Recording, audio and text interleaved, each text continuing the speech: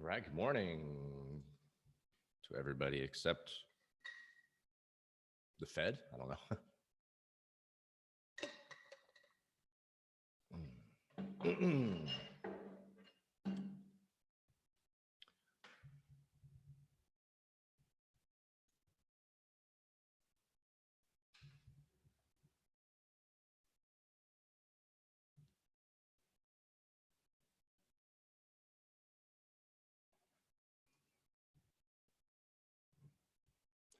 All right, so we've got 10, 20 year, 20, 30 year, all at all-time highs here. Will, Ethan, what's up? You guys are neighbors, I think. You both are in Brooklyn, if I recall. Okay, so I'm looking right now, we're looking at monthlies. Will, yeah, I think so. I think so. I like this time of day. I don't get all the trades in and published and all my work throughout the day covered on screen, but it does, I think it's a good time for people to join in. Yeah, Will, Brooklyn, Ethan, both Brooklyn, I think. Oh, Seattle. Somebody else was. Joseph, what's up? Yeah, somebody else was Brooklyn. Maybe he doesn't hang out with us anymore. Okay, so we are at, let me just kind of go over things here. And I'm going to use the SPY. So basically where we broke out of so the summertime was the breakout, the fake pullback, and then the further breakout end of October, November is where beginning of November is where we took off. Sasha, what's up, buddy? And so we're down there, and that's the big bullish candle. We're looking at monthly S&P right now. And so far that is going to hold. And a lot of people are looking at this, that's a 5% move. A lot of people are thinking, okay, 5's good. It's a round number. We could be, this could be the bottom. Let's have a look here. And a lot of traders for sure are going to be taking a stab at it. Let me have a look at the Qs. So that's a 3.5% sell off in a month. So not nearly as bad. But the move from the high to the low is a major sell-off. That's well over. I think that's 10%. So a lot of people are saying, okay, this is good. This is where we're at. This is what we're doing. But notice that breakout on S&P. We're still 197 is where S&P broke out. We're still another, what is that? 10, 14, 15-ish points away on NASDAQ to get to the same area where S&P broke out. So there's some interesting things there. Back to SPY. So you'll notice that I'm not freaking out. You'll notice that I'm not really screaming to get into this trade. You'll notice that there's nothing really anxious about me while I'm looking at this. Because this is how I like to trade these massive chaos moments. There's a lot going on for sure, but I'm positioned. I'm really long gold. I actually trail stopped my NASDAQ Russell. I picked up a little Bitcoin this morning on that fill vol breakout down there. And I'm really in cash. My monthly portfolio has repositioned really nicely for this.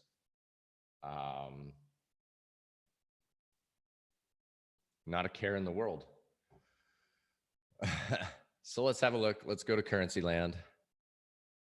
First of all, we're looking at, I'm looking at gold and loving it. Still Great double bottom setup here. So let's take a look at the major crosses. We've got dollar weakness. This is a 4-hour chart. Euro is just unbelievable strength from that bottom we picked up. Though I sold early, not to worry. Yen, not really doing too much. Frank's getting a little weak. CAD had a big down move. That was ugly.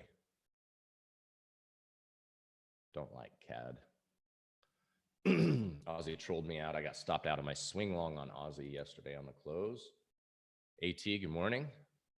Homies. Pablo, what up? FVBO, GBP, 1 hour. Okay, we'll drop down to the 1 hours here shortly. Okay, Euro Frank. Euro Frank looking really like something just woke it up. Pound Frank. That is a potential double bottom. Potential double top on CAD. Potential double bottom. So we could have some double bottoms forming. Peso just ripped.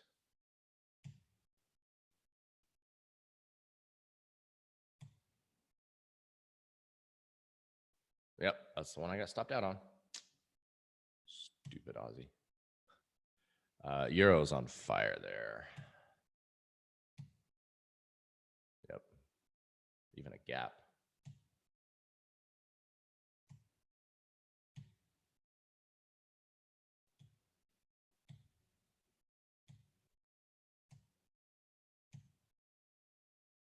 Okay, into the indices. Okay, we're getting a potential. Everybody's screaming that they're trying to buy this morning. And no offense to you if you are. Godspeed. Best of luck. I do have a long order in place on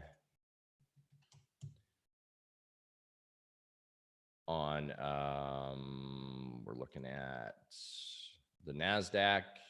I have a long order in place up here at buy stop on the long. And then Russell, I also have a buy stop in up here. And yeah, so there's a long ways to go. 1595, that's a 90-point move that it has to get to in order to be looking to get long. So I'm in no rush to do anything with this market at all. We're down 2.5%, almost 3% on some of them.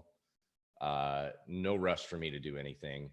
Also, bonds are not giving an inch. They're just off and running. So, Sasha, I hope you're here. We broke the 50. Remember that big round 50 level? Remember we talked about those round numbers when this 50 got breached and it looked like everybody was off and running. This is what Euro looks like, actually, by the way, too. This little run up might be something that what Euro is going to have to deal with. See, when we broke below those lows, it triggered those stops and they started running. News, whatever it is.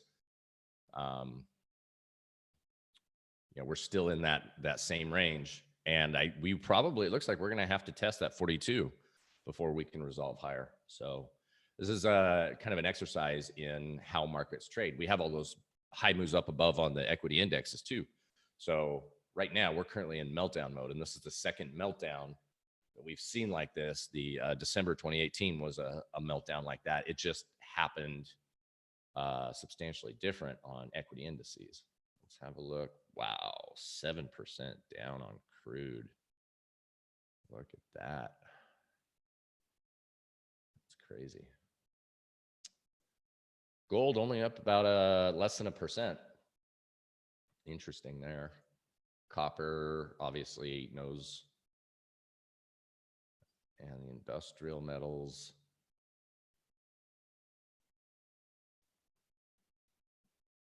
We're getting all sorts of vol breakouts on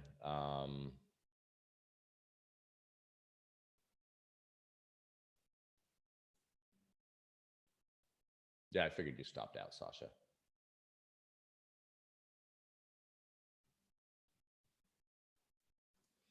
All sorts of vol breakouts on the ags.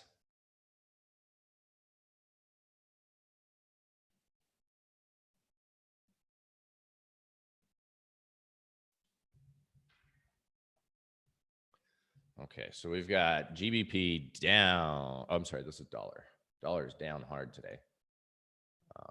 That's interesting. Let's take a look at pound. Pound's taking it, and then let's look at New Zealand, Kiwi. So Pablo's in on the 60-minute failed vol breakout. Okay, let's see what you're doing there.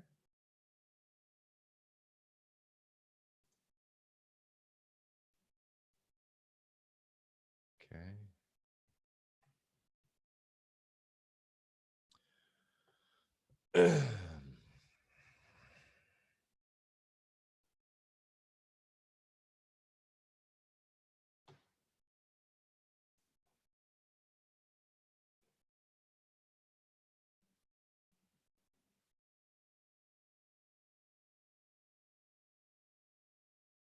All right, we got double bottom attempts here. Complex double bottom attempt on NASDAQ.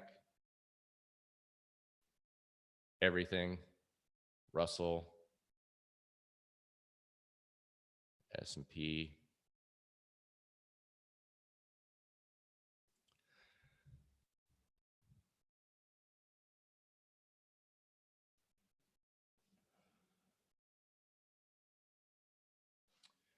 All right.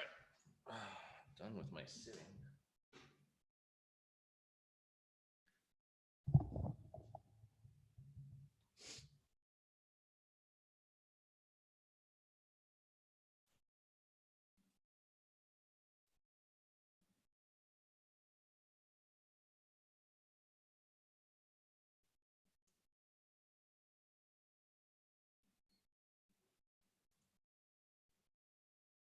NZD CAD 1 hour setup. Will says, let's see.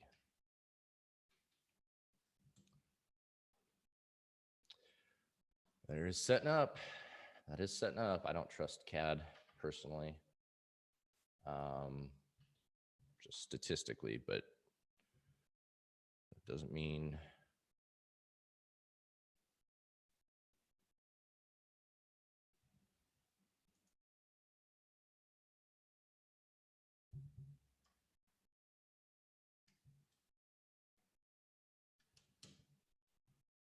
Four hour is much better setup. That's a much nicer setup. Good call there. So what we'd be looking for is, morning, David, would be looking for is a, in 4 hours, because this is just the new candle, on the right time zone. Looks that way. So we want this one to close here, and then around noon Mountain Time, we want this to set up. All right, I'm going to go ahead and watch the E-mini today.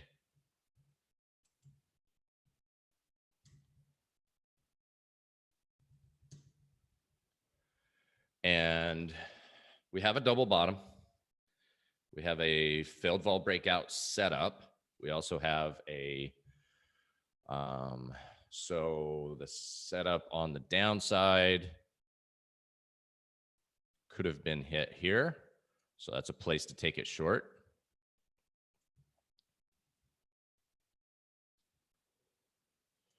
Or you could be looking to trade the vol breakout, failed vol breakout on the long side here.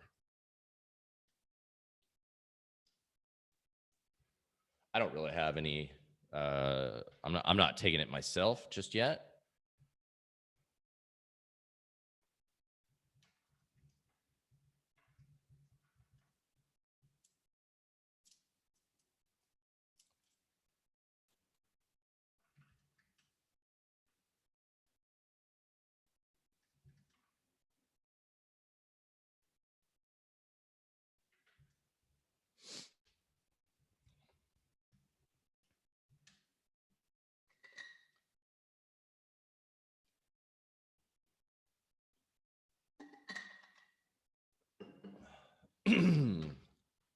So potential buy up in this range. So if we get above there, high being 30, 48, 50 would potential buy. We've got about 8.5 minutes on this candle. So no rush. One thing I want to emphasize, guys, is right now the markets, there's a huge amount of emotion in the markets. And,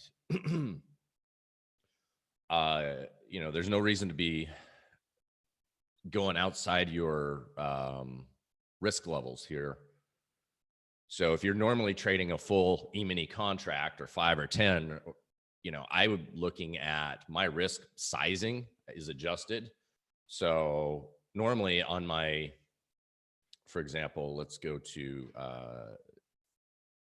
let's have a look here. So on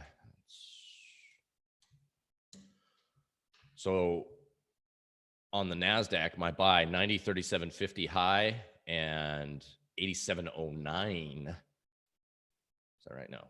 Yeah, 87.09. So we're looking at almost that 200, 320 point range on that candle right there. I think I'm doing my math right. I'm really tired today.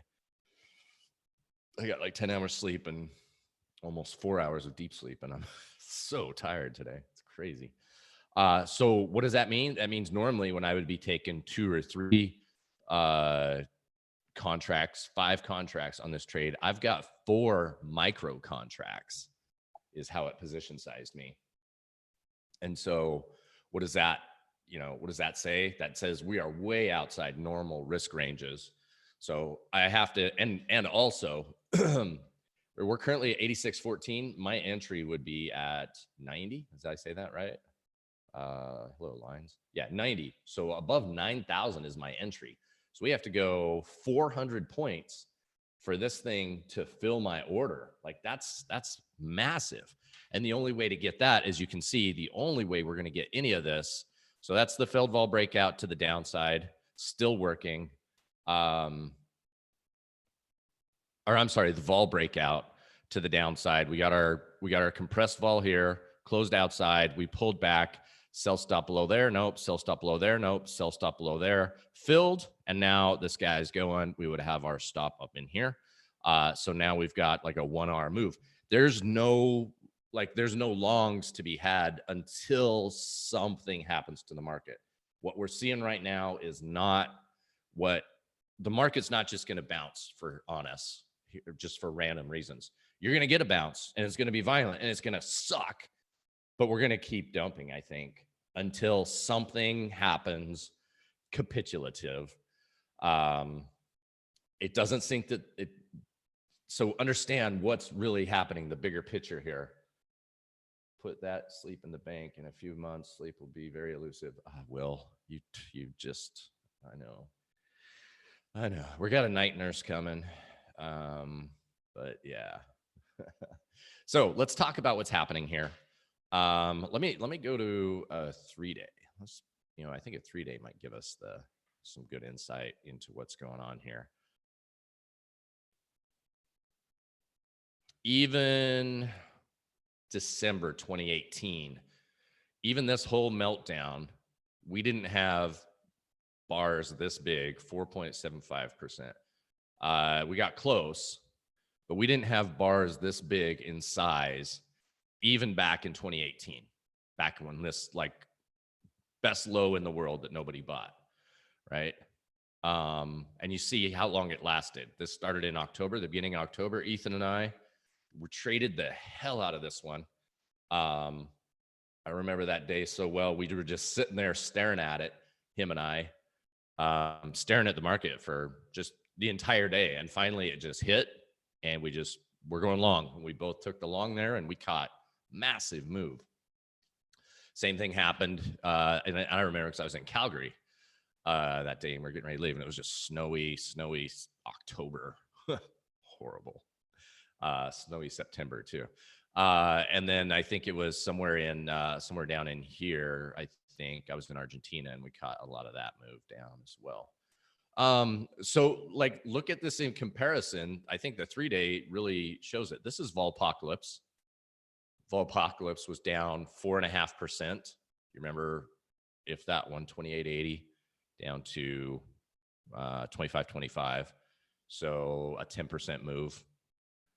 We've already put in 33.97 down to 33. We've already done a 3% move, a 10% move. But look how fast this one's done it. Volpocalypse did it, but it didn't recover for a while. It took a long time to recover. And we had the same parabolic grind up. So trying to catch the fallen knives here, catching these dips. I don't see any reason for this move to really bounce. You have so many people that are just extremely complacent with their longs. And okay, we're up 1R. If like I know probably nobody took that short when I was talking about it. I certainly didn't. And you can see I'm not doing anything. I'm sitting on my hands because I've played this game since 1999. And one thing we really haven't seen is you haven't seen any intervention. There's been no talk of, well, like anything. There's nothing. You're having news conferences of people coming out saying not to worry, this is normal, we're fine, and nothing. All it does is sell the market off. So whereas a month ago, any negative news, the market bounced. Right now, any positive news, the market dumps. All right, VB, hey, morning, guys. Could we consider this a volatile type regime for equities, i.e. not suitable for? We can day trade to the downside. Honestly, VB, I'm not rushing to do anything. I'm just sitting here watching. I'm positioned in gold, positioned in Bitcoin. And I think there's nothing really, so there's nothing to do here. It's just sit and wait. Wait for either be strictly in cash. So like you see this now. We had that nice vol breakout, filled the vol breakout trigger. And now you can say we have like a larger vol breakout ahead of us at 3% down. Who's going to take those trades? Like who wants to give their money away?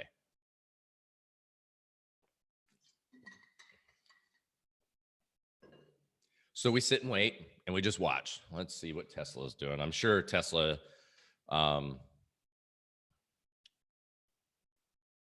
so closed at 7, let's call it 780, opened at 7, so down 50 points and then down 100 points, 120.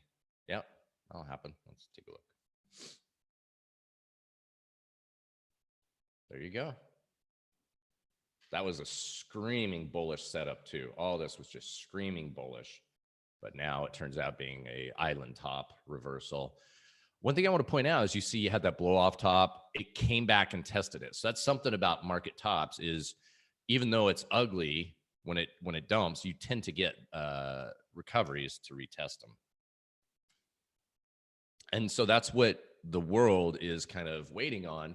There are so many people who have been long and missed all these dips that started to get long over here, and they're finally going negative. But they might have bought this dip, they might have bought this dip, they may have bought this dip. So those are people. It's other people who are. I mean, look at this. This is where we're at. This is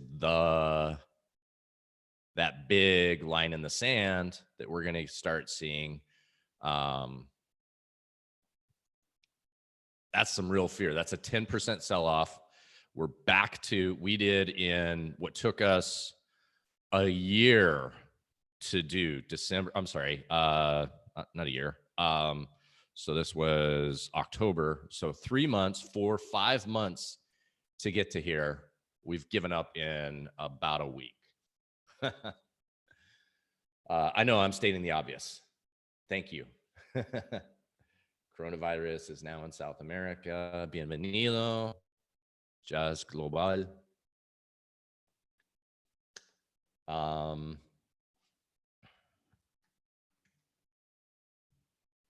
Euro is really doing some work today, up 1%. This is what happens.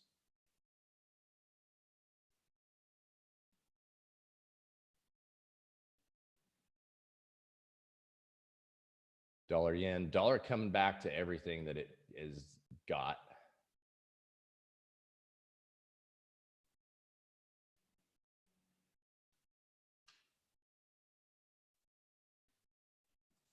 Crude down over almost 8% on the day. We're 8.5. Crude is down 8.5% on the day. That is a crash. It may not technically be the name of it. It may have to be 10% for somebody to wave a magic wand and call it a crash. That is a freaking crash in energy.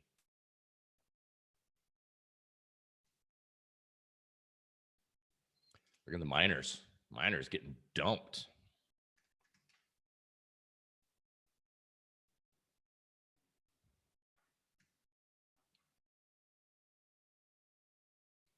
Breaching that low, remember, so the breakout would have been here. This is where they're going to intervene. If something's going to happen, we're going to start getting it here. I'm actually going to turn on my TV, get some Bloomberg going.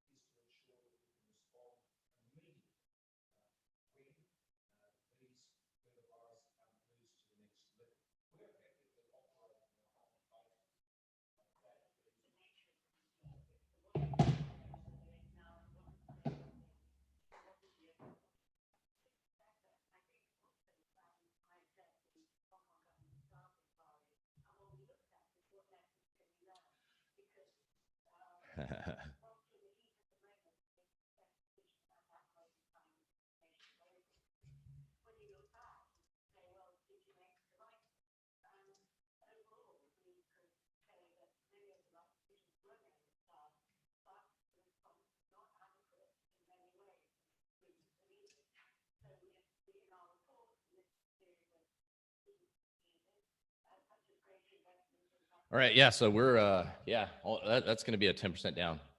They're going to, I think they're lock limit. They lock limit on that.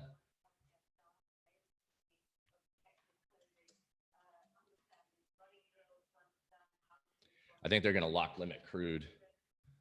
Our lock limit on where we're looking at on the indices, we're down 3 is all today. Okay, so you need to get, I think it's either 5 or 7% move, and they'll lock limit.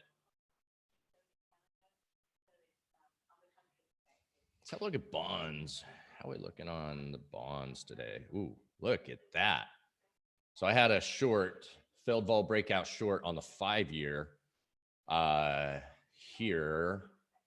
I think it was there. Maybe it was here. Yeah, it didn't get filled, and you see why. This is what's going on. So gold's finally catching up.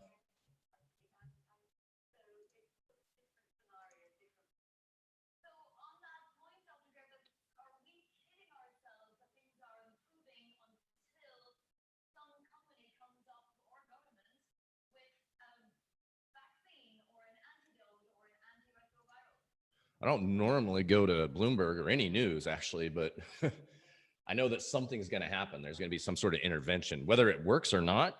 There's going to be some sort of intervention into the market here. This is how it happens. You don't get a 3% move down like that.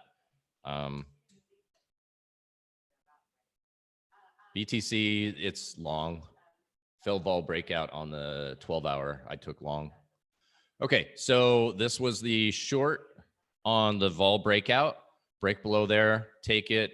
That's a 1 hour profit. And then now, remember,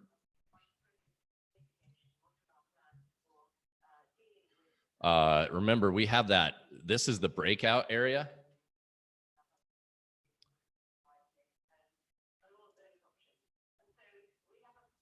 So the 2018 lows, December 2018 lows are not even being discussed. They're not even in play, right? Here. But when you see how quickly we did that, look how quickly that could happen.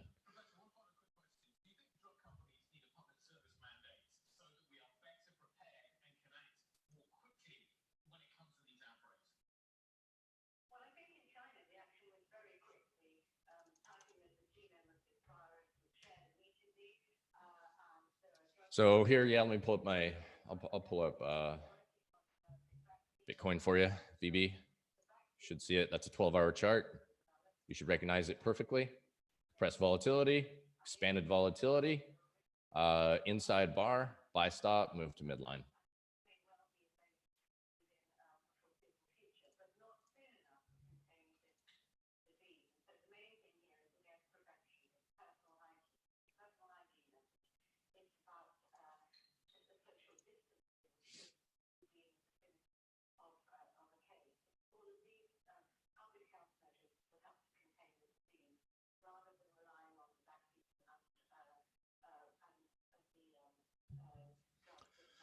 So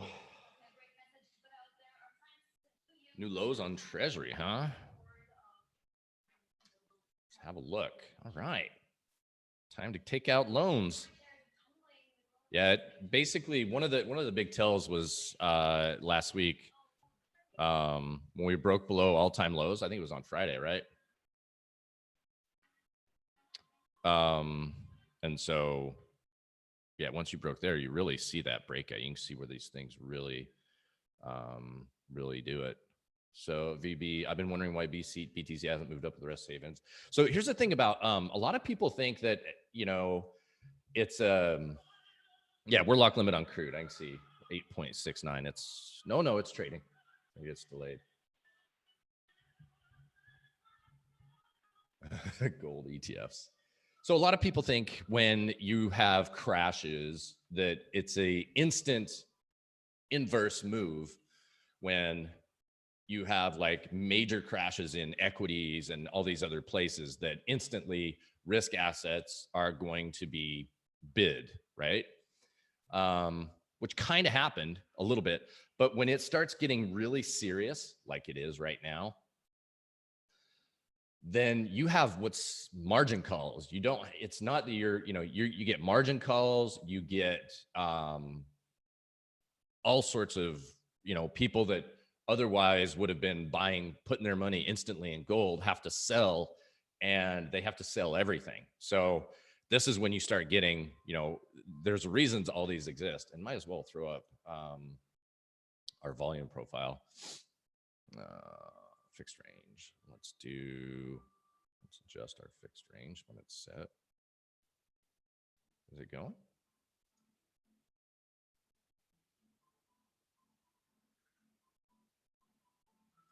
Maybe just visible range is a little bit.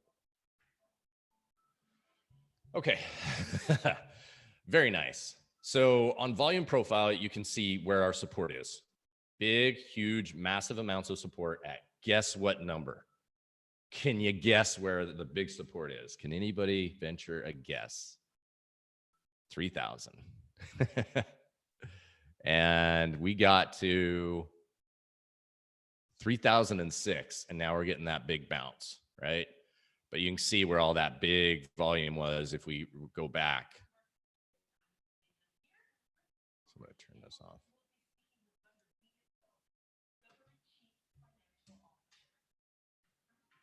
Okay, here we go. That was a big FU of a, come on, chart. That was a big FU of a, let's just clean everything off. Big FU of a hammer reversal. There you go, David. You got it. You know the game.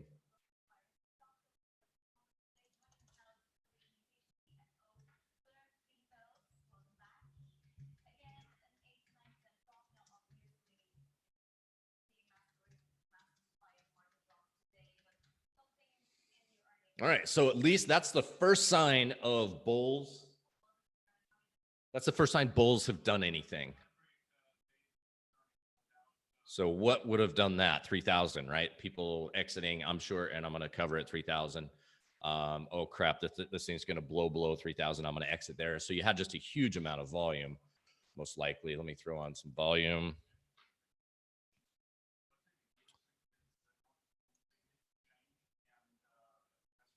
So let's go spy. See what that volume looked like. So that was a pretty good. So that's open volume, right? We don't usually get volume like this intraday. So yeah, that's a pretty good indicator, but it doesn't mean that it's actually going to do anything. We need more capitulation. That's not it. Like, we're not technically going to get a bottom worth trading until there's some sort of intervention, whether that's a surprise interest rate cut or something else. There's not going to be there's whatever they're doing, whatever the government is, the U.S. government, I should say, is doing is not enough, and the market is saying, you know, hey, I want to renegotiate my mortgage. You know, Jamie Dimon's renegotiating his mortgage with the Fed right now, and the way he renegotiates his mortgage is he just dumps equities for until they cut interest rates, and then he buys them, right? Kind of a trolling way to say it, but this is just what's happening.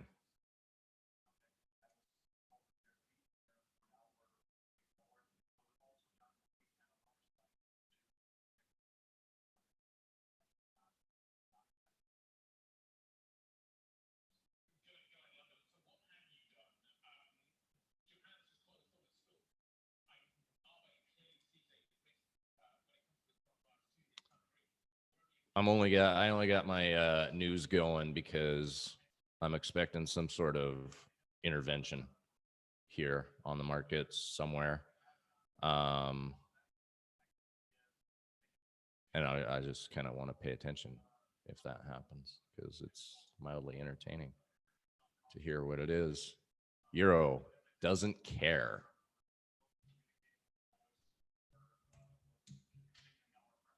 Euro doesn't care. So remember yesterday we were talking about this, or we talked about this magic line that is going to act like a magnet. I mean, I thought we were getting good here. I bought this, I got long, I exited right up in here, I think, because I was expecting this to be the drama, and it blew past it, and there we go, we're blowing past it. So the world is definitely in an uproar. Something wild is happening, and you notice gold is not ripping, so something's there.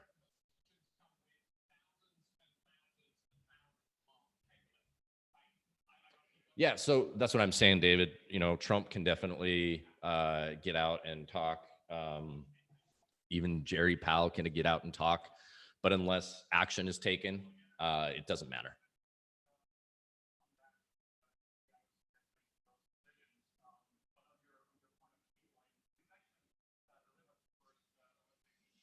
Okay, 2008.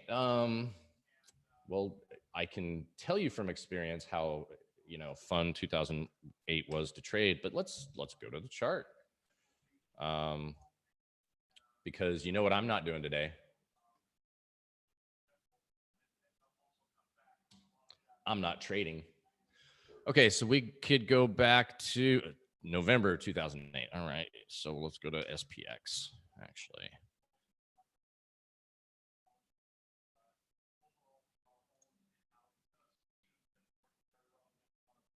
I think we have to do weeklies. Or it might just be daily, actually.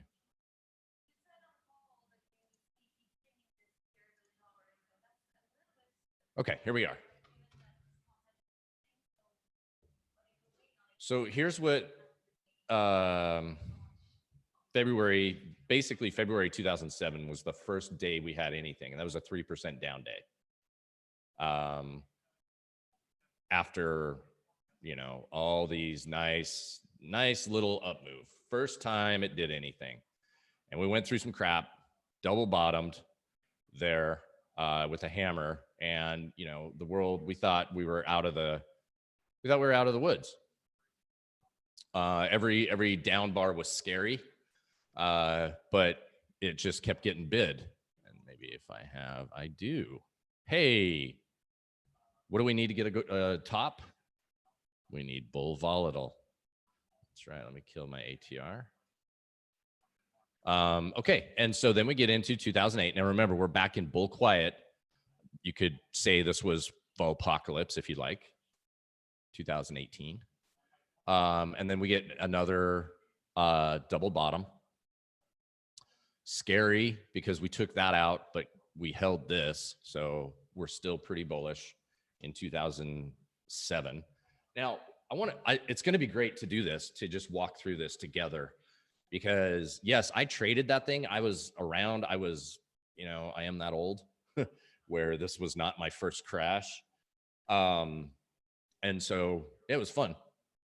But what's interesting is understand what you feel like, and when you see this and how different or similar it is to what we're looking at right now. So we put in this massive sell-off, and this probably, well, let's just find out.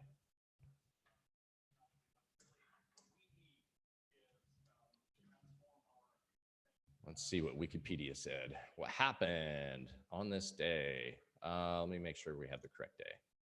So 27 Feb, sorry.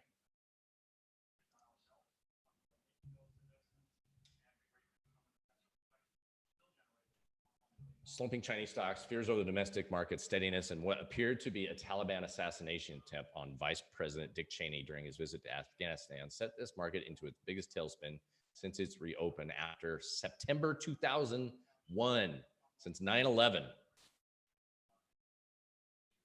That was a 3.5% move.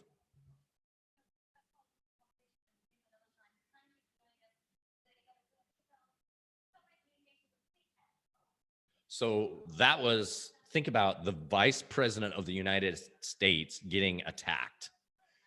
And this was the first sign of anything. Boom. It was, in 2007, I was not in that neighborhood. I was in a different country, but I was in Iraq. But as you can see, we had bull volatile, and that's when it just up, down, up, and it just kept going, right? That was the first, it was just constant since 2004 or so, if I recall. We had a little bit of weakness back in 2006. But this 3.5% move, we put that into perspective. The Vice President of the United States was attacked, an assassination attempt, and that took us down 3.5%. A total of, let's see, what was the big total from the high? Come on, computer, be fast. 1461 to about 1370. That was 100 points. So that wasn't even a 10% move. And that was the Vice President of the United States being attacked or whatever. And, China has always been the thing. Everybody was scared because I think about this time is when Muddy Waters was putting out stuff on China, kind of like lifting the veil. Okay, so here we are. We've blown past that. We're into summertime, 2007, and we just keep moving higher. And then finally, best looking short setup, failed vol breakout or a failed breakout, double top, short, works, and then gets stomped. So we're still in a bull quiet. It's all characteristic of a bull quiet. Then what happened here? This was our first time, June 2007.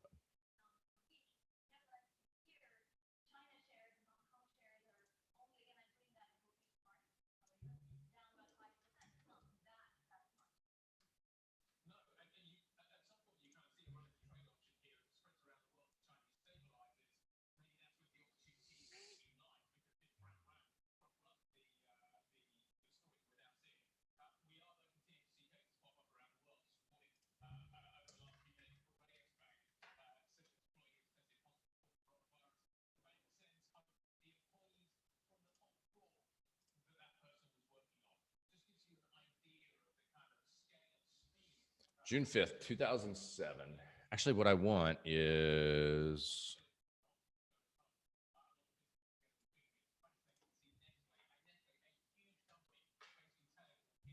okay, June 2007.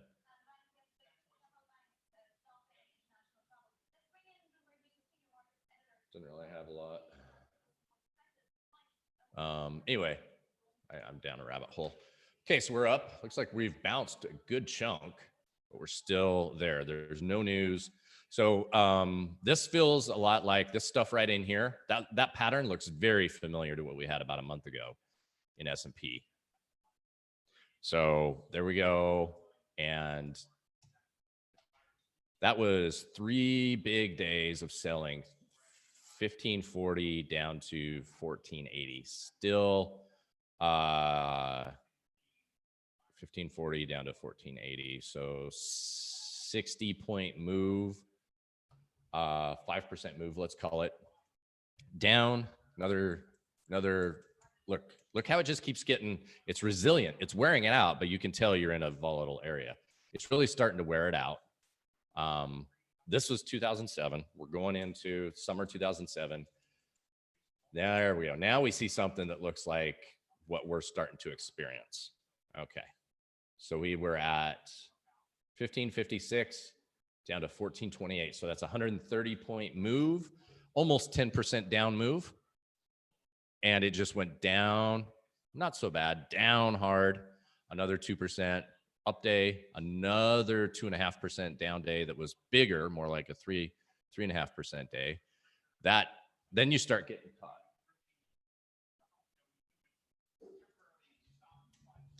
And then we just got extremely volatile. And this is when everything really started to happen. Okay. And then our first dip, August. So this was summer, and I think this was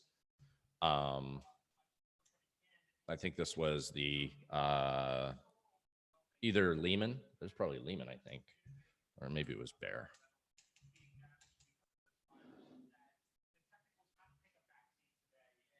Huh?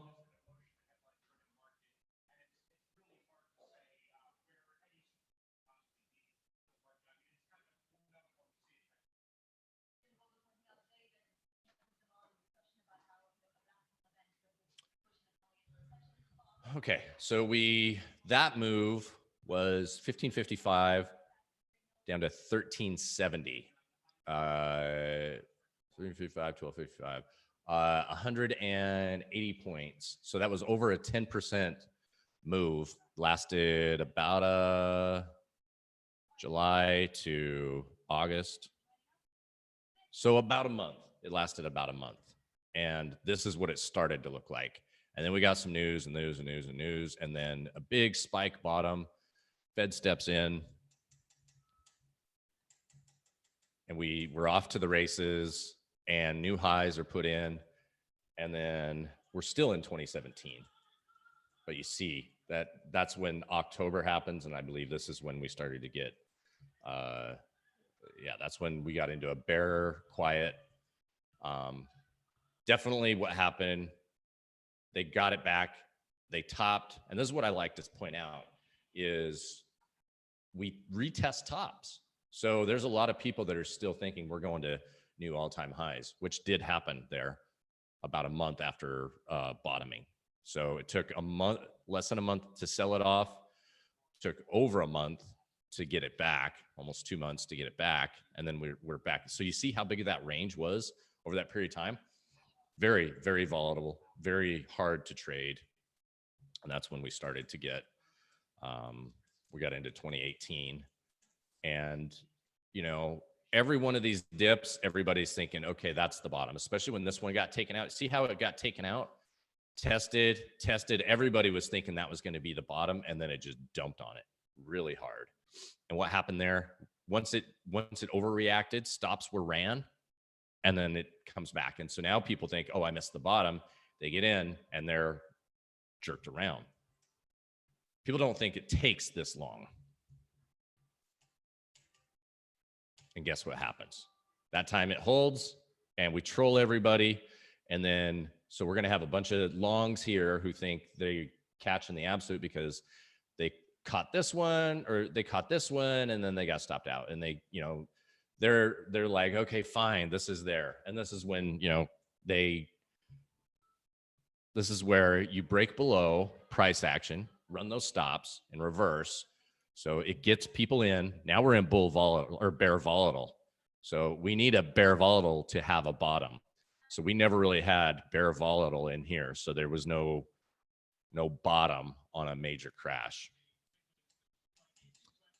So now once you actually have a bull or bear volatile, now you can get a market bottom. That doesn't mean you're going to get it just because it goes into bear volatile and you have a reversal. It just means you need to have it to actually be a real one, or you're going to keep contending with that low. And there you go. Now everybody's getting bullish. We put in that, we went below the new low, we spiked below it. Now we have these big up days where 4.5%, almost 4% up days. You know, when you're just getting killed and you get these bear market rallies, remember what they say, bear market rallies are the most convincing rallies out there. They make you think that you're actually in a bull market and you got to chase it. And everybody's sitting there thinking, okay, we were there. That was it. Everybody's comfortable. Okay, we're good. We're getting, you know, licking our wounds. We're okay. But as we just see, we're out of bear volatile. So a lot of people could say, all right, this is our bottom. And people are nervous. As you see, we have these tight little ranges. Still people are selling.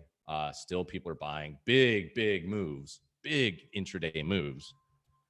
But it's not moving. You notice how quickly it drops and how slow it's going higher. So now people are thinking, okay, we successfully tested lows. I can buy. Now this is going to, people are going to put in stops in here. And there you go.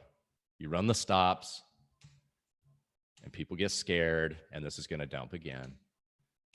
There you go. That's how price action works.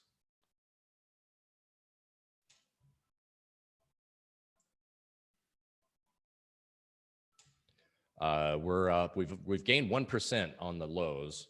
I'm still okay. Now we held this recent low, 1 attempt, 2 attempt, 3 attempt. This is a 4th attempt. We held that low. So bulls aggressively, dip buyers are thinking, okay, I can get this. So they may get it, but that's going to be a trigger. This 1260 is going to be a trigger to dump. So bulls, yes, buy that, a buy stop above it. You can trade it, but there you go. This is what happens. The best looking buys in the world get reversed. Same thing in a bull market. When you have the best looking sells, bulls are getting, bears are getting stomped. On a bear market, best looking buys in the world, bulls get stomped. Okay, new lows, we're going to run back now. And everybody who thought they were buying the bottom suddenly are thinking, oh, that was the bottom. I'm going to take another shot at it. And they just keep getting wore out. This is exactly what happens. Still not bottom. So beautiful reversal candle, big ups off there. We're going to want to retest. And people are thinking that was the retest, so they're going to add to positions. Remember, this is my trading setup here in a bull quiet market. I look for a major sell-off and a bounce. Okay, we're coming back. Let me have a look on the markets. We were down 3% on Russell. We are down 1.5. Here's what we want to see. Let's look at bonds. Bonds are not reacting the way equities are. Whereas if I pull up the 10-minute on NASDAQ, you're going to have a V bottom on that. There it is, that V bottom. You see that? You see bonds not doing it. Bonds are not doing what this. So tradable bounce for sure. Failed vol breakout. Boom. We were looking at it earlier. If you took that vol breakout earlier, that's we were looking at ES actually. Let me pull that one up. So that was the original thing, looking like a hammer. Bulls are thinking they got the bottom. Bulls are thinking the bottom is in.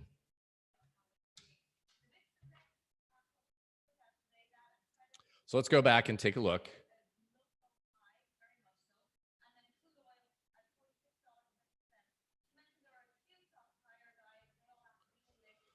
Okay, so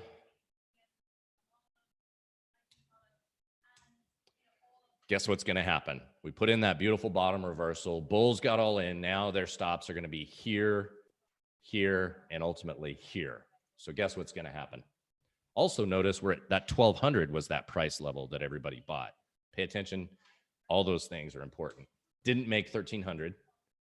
Okay, bulls are getting more excited because they did come back. It pulled back, bounced off this. This is a technical buy. As a trader, you do it, not as an investor. And now you're looking, okay, now you have this trend line that everybody's going to be watching, and you're waiting for that. Bulls or bears are going to have stops up here and here and now here. So we're going to get some violence again. And we should start seeing reversals.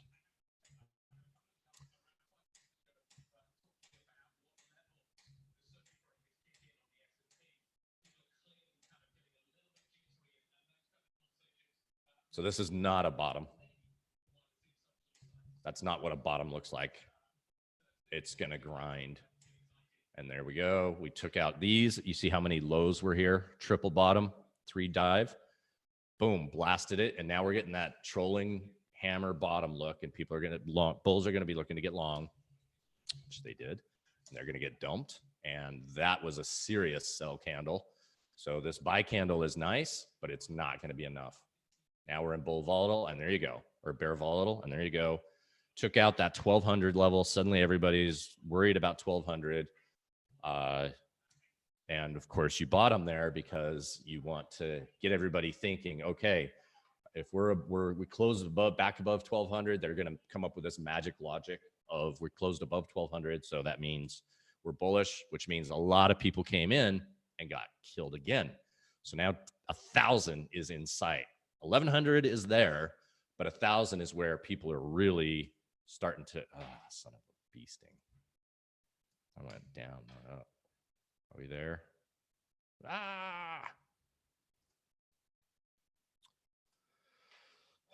Okay, let's get back to where we were. We bounced. Okay, and then we turned. Okay, and then this one got taken out, and then we bounced, and this is where we started to get that bottom that we were walking through. Okay, so it starts failing. That was then 1200 is next. Big close below 1200, close above. Bulls get excited, and they're in, and their logic is there, and bears are in control. We've got 1100 in sight.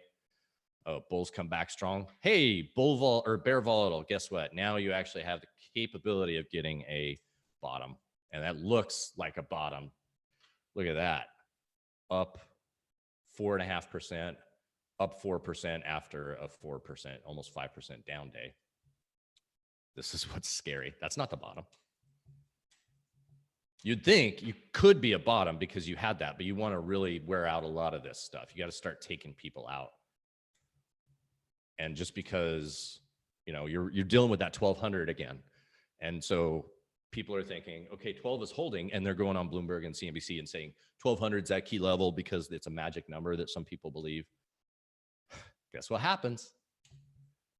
Trolling them, and you're going to now 1100 held. So bulls are still coming back, and it's going to dump.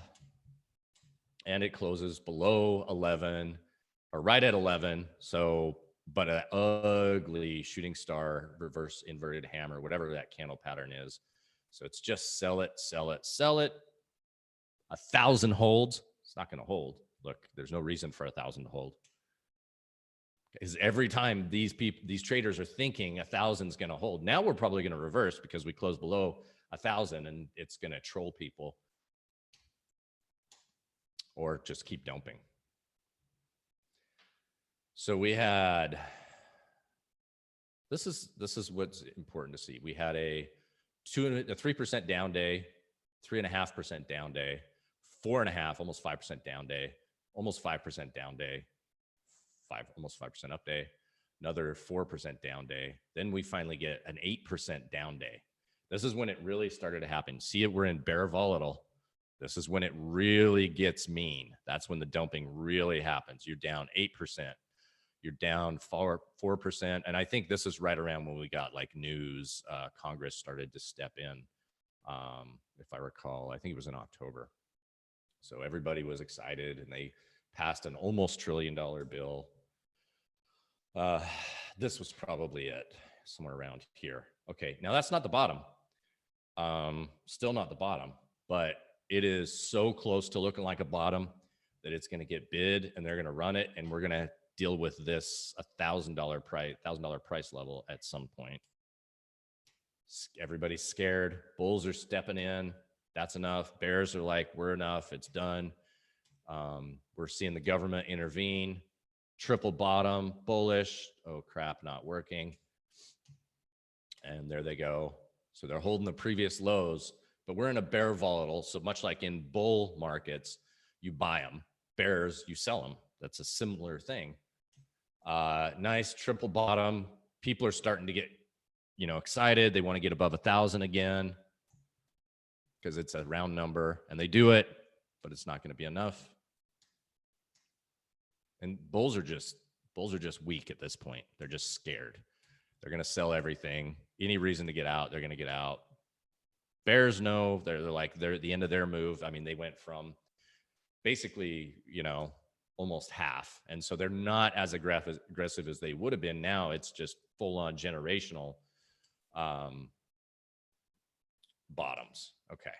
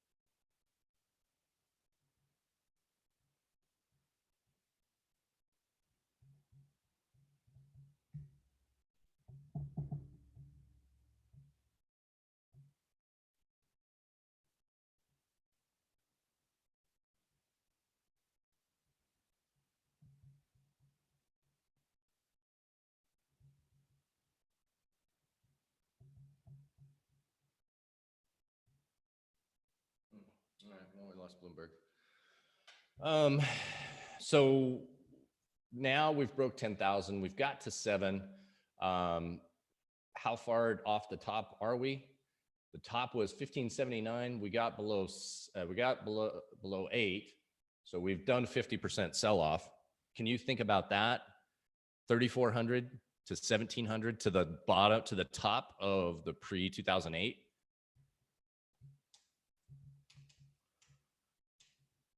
And it's just bears are still in control. It's more trading going on here, but look at look at the days ranges. 6% up day, 8% down day. That's just insane to think about how big those moves were, and they look like nothing on the chart, relatively speaking. And you start seeing how boring it really is. This was Christmas time, I would imagine. Yes, because there's nothing happening around Christmas, as always. And now hope is lost and everybody is just in despair. Nobody wants to be in the markets. All right, Will, I'm saving this video to my library to watch again and again. Have a great day. Hopefully see you tomorrow. Yeah, take it easy, Will. All right. Notice the ranges here. Like this was a 4%. Now we're getting 1% days. Remember those days? So you're getting really small, much smaller moves. And oh, look at bulls are getting in there. Nope, bulls are getting dumped. It's just a lot of sideways trading. And then we take out the low. And now it's getting ugly because we've stayed above the low. Now 700 is in sight. And there it goes. Just full on sell, sell, sell. That's more of what capitulation looks like when it's just there and it's just there's no move really to do it. But this is where we start to get a bottom. And oh, look at that, clean up moves. What we're going to want to see is just nonstop buying. And that's when that's when something's happening. Something real is happening. Look how many up moves that is. We haven't had, so let's call it 1, 2, 3, 4, 5, 6, maybe 7 or 8 up moves, generally speaking, at least bull strength in a row. Bear market rally. Everybody's like, I don't trust it. And that's when you start getting stops ran. Bears are taking these nicer looking stops or nice looking shorts because they've just been shorting for the last year or two and it's been working. Suddenly, they don't have to take them anymore. And now we got these big, we're going to get some pullback, but this is when it starts to really, really scare the bears and bulls start. See, we had a nice little sell setup at how they get stopped. Okay. Bearish, watch this get stopped. See how it gets stopped. See how we're flipping to bull. You can just look always in long because you have all these white bull bars here. Bears are going to be tough. There's going to be some tough days in here, but this is when bulls are like, okay, we're doing it. And bears try to mount an assault.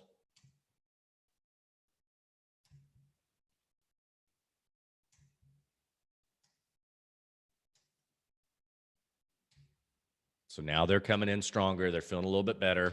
Remember, we have this level here. Everybody, they're looking at that. Okay, yeah, success. This is probably going to get a little heat, and then they're going to reverse it. There you go. Beautiful shorts getting taken out. Oh, there's that top again. Cool, let's go short. Nope, stopped out. Nope, stopped out. Nope, stopped out. And there you go. And so what's interesting is we've had 3 or 4 days of selling.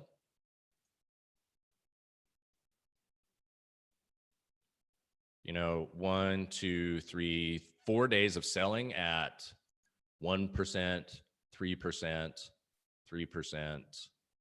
You know, we were at down 3% today on Russell.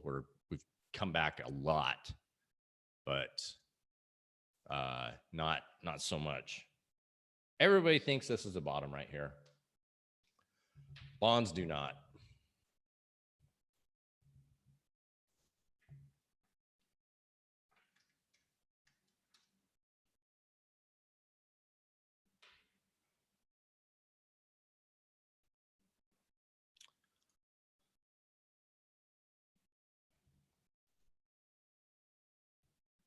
I'm going to say this isn't the bottom.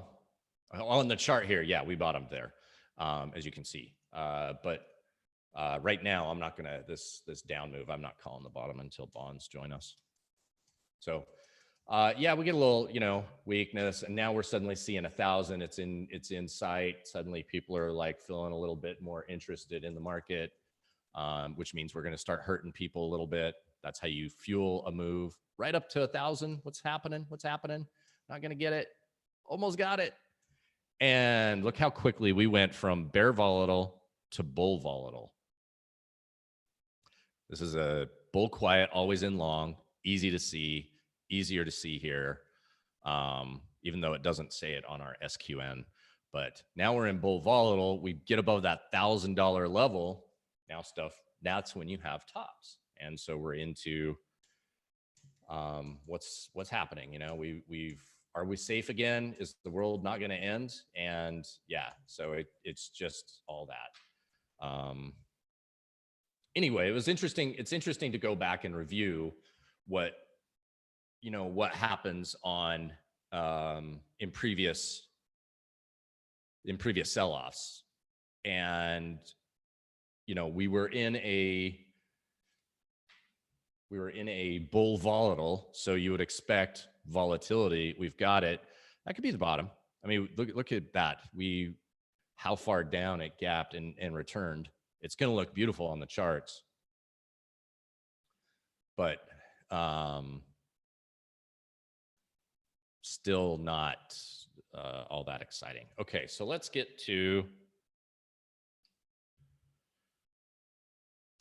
down and take a look. We've got some moves in the markets. What does this weird guy think is happening? I call myself the weird guy. Good failed vol breakout. The risk reward was not there to take it, but it worked out. You're up 1R at least here on it right now. On the 10-minute.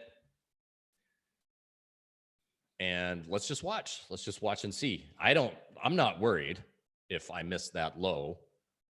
As a trader, we know what 3,000 is going to do. We know what's going to happen. I'll be right back.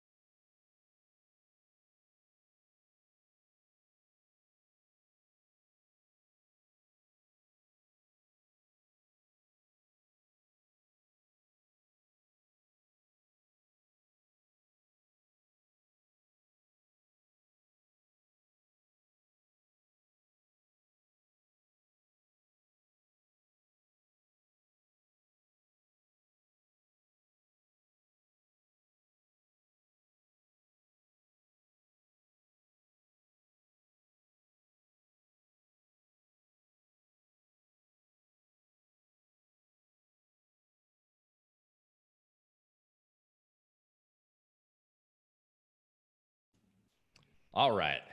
Oh, okay. They made a run at it. Couldn't hold. Let's have a look at gold. Ooh, yeah. Good spike in volatility there.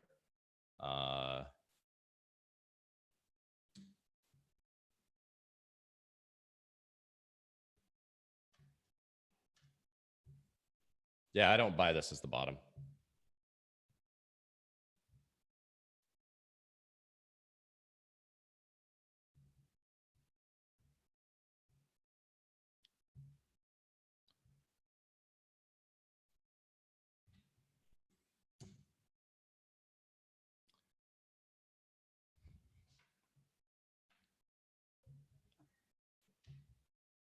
Just a tradable bottom is all that was for really aggressive people. Okay, failed vol breakout on dollar yen. This might be an interesting one to get short.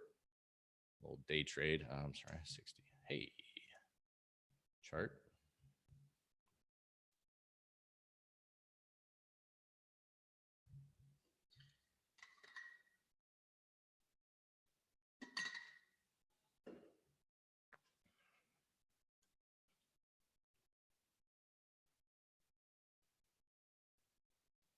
Sorry, it looked like everything froze there for a minute. Oh, very nice. Nice tradable failed vol breakout on dollar yen.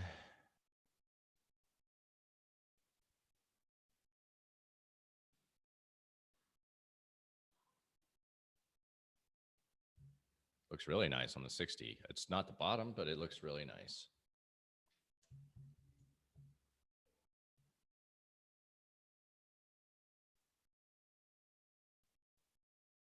See, the thing about it is this is like the first bounce. Everybody gets real. You remember we did this yesterday too on the NASDAQ. Remember how excited it was, how good it was to trade that one? I think this was it. Yeah. Nice little bounce in and out, and then it dumped. So you have this sense of hope, and that's what you need. You need a sense of hope to get washed away. And you have hammer, big bounce, another hammer, and this could be the failure. I mean, we could do this. We could come back and sit here all day long, and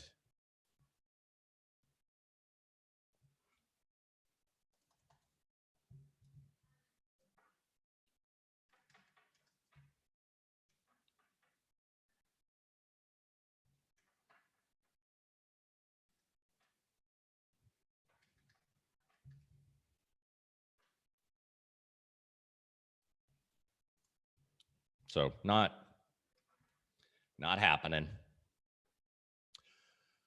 Okay. Oh, that's way too short of it for him. So my best trade at the moment was this failed vol breakout on Bitcoin on the 12. Held my support yesterday. It's looking pretty nice for me. And yeah, gold gave up quite a bit of its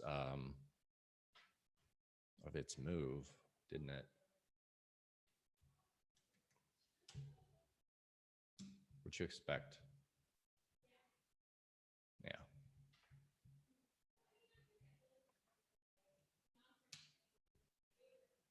NQ 1 hour, love how the hammer is just below the lows from the past 2 days. It's trolling.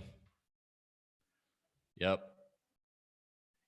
NASDAQ, Russell, I'm sure. All of those are the best looking long setups in the world.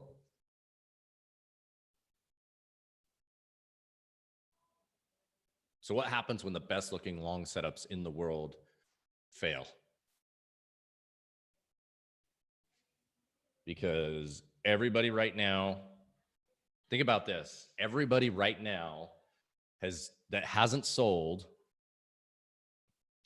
is sitting here thinking, oh, good, this was the bottom. I can add here. Everybody's thinking that this was the move that they've been waiting all week, suffering through all that pain for. They're going to take it. What's going to happen once it shows any weakness whatsoever? It's going to get dumped. So it's going to have to be, no matter how bullish it looks, it's going to have to get hammered a little bit. So, and you know what? Look, I could be wrong. This could have been the lowest we're ever going to see in the next 20 years. A week ago, I would have said that. But the market is telling us something different at the moment. And I'm listening, I'm hearing something different from the market. Now we're getting bonds. Bonds had a bit of a dip, but we had a double top play out dramatically. We'll see. VB, this is bear market type stuff. I'm not calling a bear market just yet. But we're in bull quiet rather quickly from bull volatile. 33.96 down to 3,000. So 10%, over a 10% move. And yeah, you're going to have a 200-day moving average. You're going to have all these moving averages that everybody's talking about. So what does that mean? That means that everybody's going to be, listening to somebody on TV or Twitter or whatever talking about the 200-day moving average. And then they're all going to come to their own interpretations of it. So I just want a little more drama to play out. And I'm not going to take any trades on this until I get convinced that it's worth doing. I'm not convinced yet.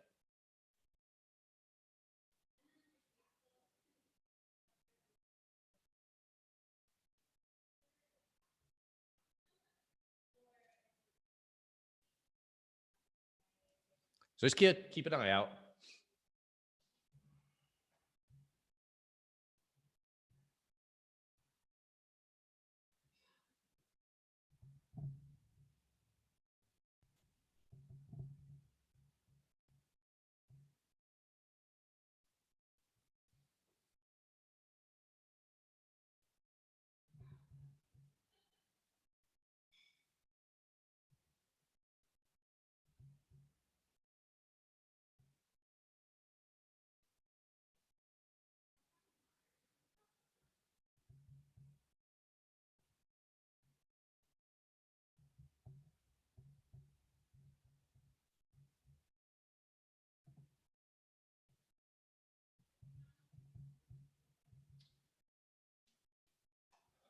All right. That's a 0.5, it's a 0.5% move in a 10-minute bar. This is 0.5%. This is almost like, you know, 0.75%. This is a 0.5%. This is a 0.5%. This is 0.5%. This is 0.5%. And this is 0.5%. That is volatility, folks. If you're doing anything bigger than one micro contract right now, if you are trading this, you're probably playing the wrong game.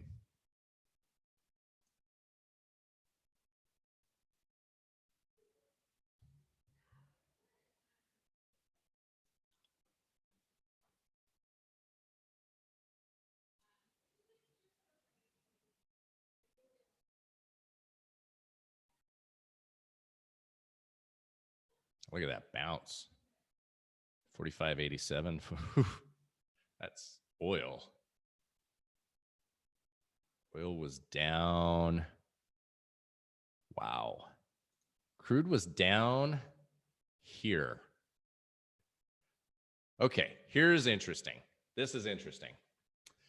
So I don't know if you guys know about lock limits on futures, but crude was down to 45.92 and opened at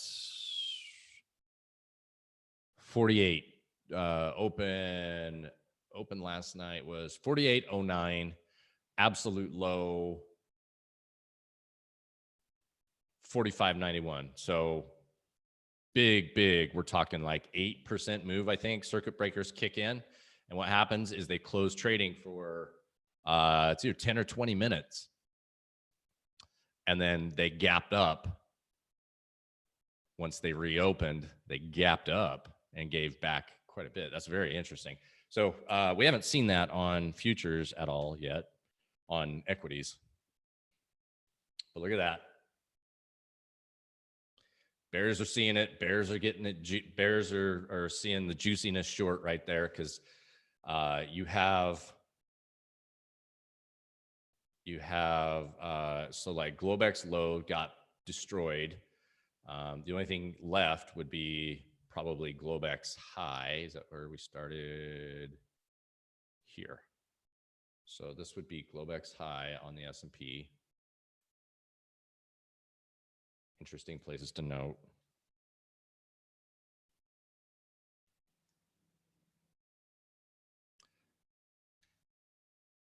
And then we got another, so this one here was tested. And look, I mean, just look how bullish that looks, right? Just look how bullish this whole bottom looks. So we would expect a 50% move down into this area here now, somewhere around here. So we're going to come down here, and bears are seeing this, and they're going to put their stop right above here. Bulls are seeing it, and they've got their stop at the low. So we have our range of drama. And in between is going to be angst. As we get close to each side, one side's going to hate it and the other side's going to love it.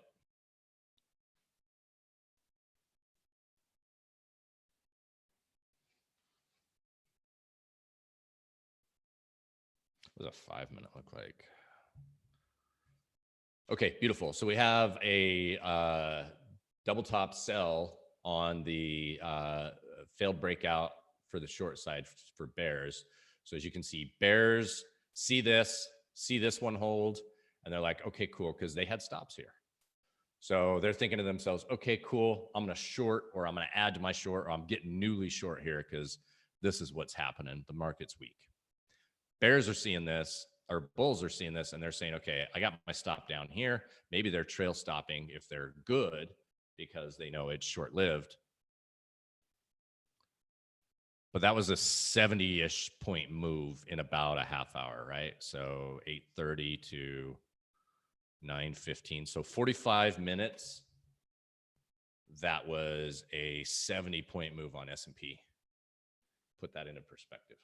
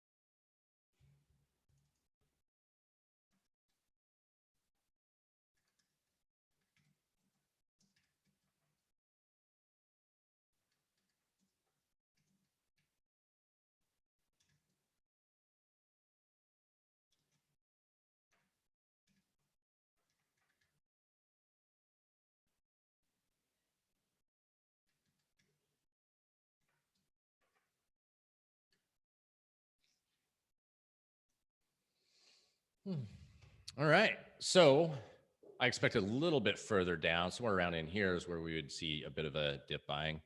Um, if we're getting, if this is it, um, yeah, if this is it, then I mean, it could just move, but I still think that this is gonna, we're gonna get another down here is when we have to start being cautious of or start looking at reasons for this to go higher. But until that, I still don't have that, and I still think we're going to bang around in here for a while before, and maybe not today. Maybe it's tradable, but until bonds convince, like there was no capitulation, there was no reason um, for that. They're just doing it.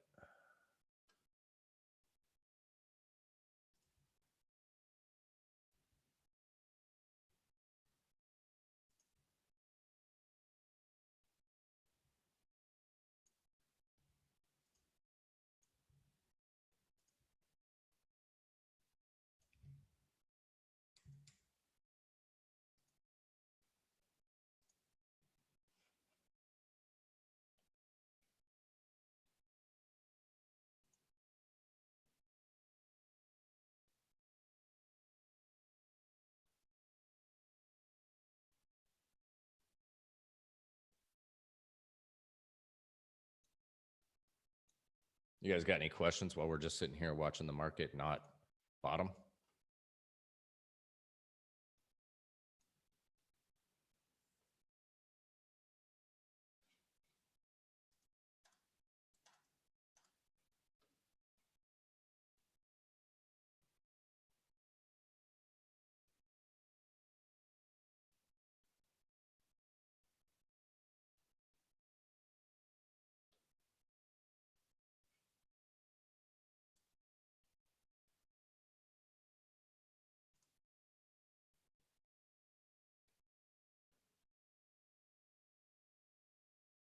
All right. So it looks like in the top range of that is there were some buyers coming in.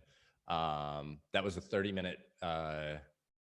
Yeah. So this would have been the 30-minute candle. So we get some indecision there, and then go back to work.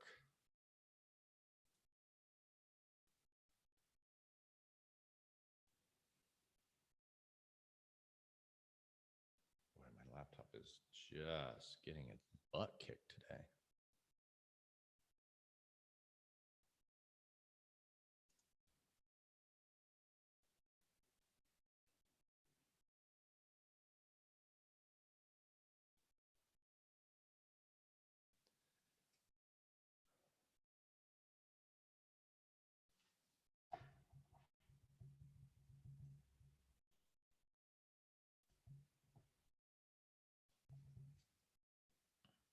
So we want to see what the 30-40 area looks like. That's going to be a natural pullback, and that's where people are going to be thinking to themselves, okay, this is the fib level. Not I don't trade fibs, but it's just people use them, much like the 200 period moving average. People use them, so you just know that that is where something is going to naturally occur. Apologies on my laptop freezing there. It's quotes are coming in fast and furious today, I guess. I can't seem to get a screen up and running. Got my new iPhone last night, by the way.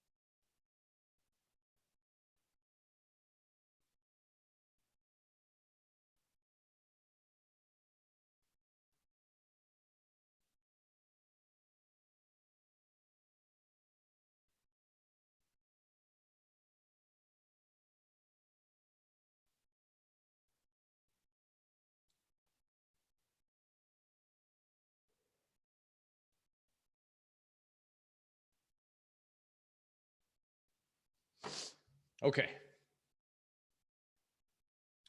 Now we're down to about that 50% level. I just eyeballed it right around there. We know we're going to have bulls would have put their stops right in here, trail stops, one of them, if they haven't trail stopped there. So bulls are going to be looking at that. This is a 5 minute. So let me pull up my 10, get back to what I like to look at. So we're down to that 50%, 30, 30, 40, 30, 40 area. So bulls are going to have a trail stop in from here if they got long on this at all. Anybody that caught that long, they're going to have a trail stop here if they didn't trail stop that one already. Bears are short. They have stops up here. So now our job is to just kind of figure out what's going to happen around those ranges when the trend is lower. Like, let me just point out, this is how you identify a trend really quickly. Are you confused where the trend is on this at all? Is anybody confused on where the trend is on this chart? So I get asked all the time, how to identify a trend. If you can't look at that chart and identify a trend, raise your hand and we'll get into it. But that should be pretty obvious what the trend is right now.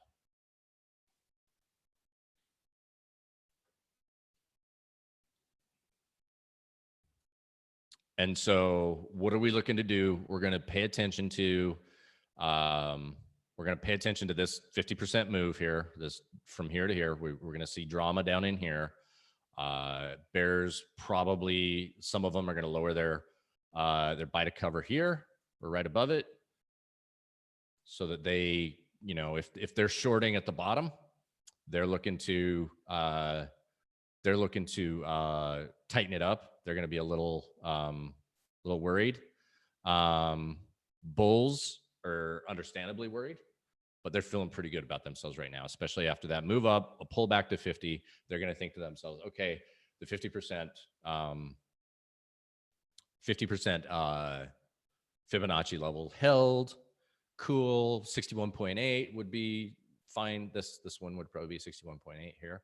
So as you'll notice, that's where we have these key levels. Let's just take a look at the daily or the hourly. If there's any question on the trend, here's a better example, because you may be fixated on that little reversal candle we had there, that big fancy reversal candle that to you might seem like, oh, we're reversing the trend.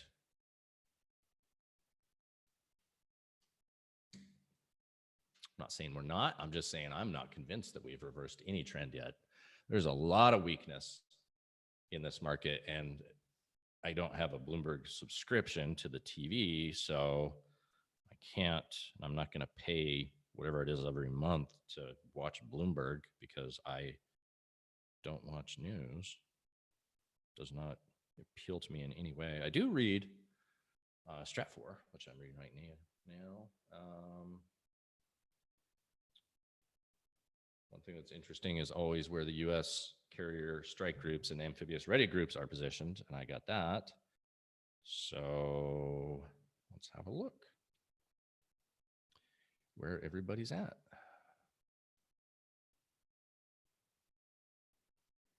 The Eisenhower's in the Atlantic Ocean doing training. The Theodore Roosevelt, these are carrier groups, is in the Pacific Ocean for Westpac or Indo-Pac. The Truman underway in the Fifth Fleet AO, which is the Middle East area. USS America, 7th Fleet, Bataan, 5th Fleet, support maritime security operations. So that's going to be Iran.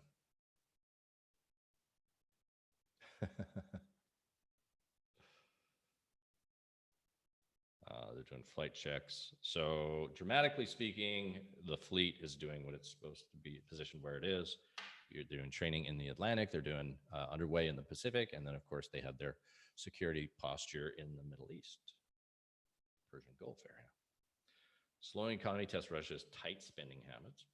Turkey finds itself on the defense in Syria. What comes next for Canada's anti-pipeline protests? Geopolitical calendar. Let's have a look at geopolitical calendar. February 27th, today.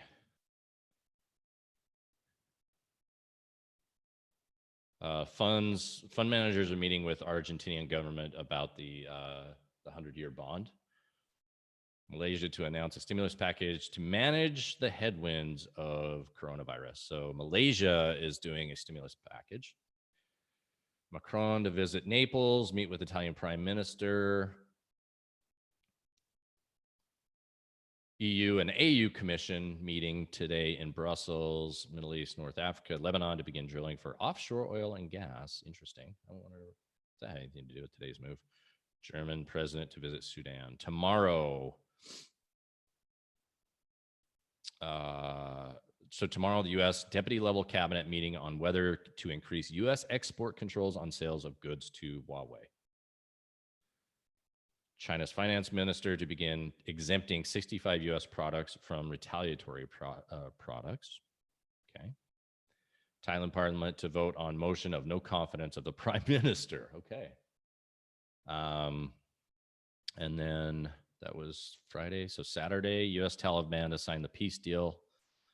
Friday's holy day there. So Saturday is a business day. And Guinea general election.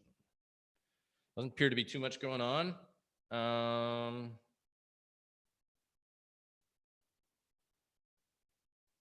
Yeah. Nothing staged. Okay. So liquid Alpino. Liquid Alpino. I don't know. Crash or opportunity, Chris? What do you really think? Come on. No, nothing yet. I don't think this is the bottom.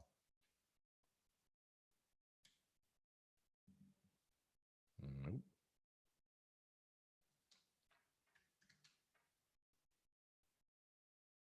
Gold back up.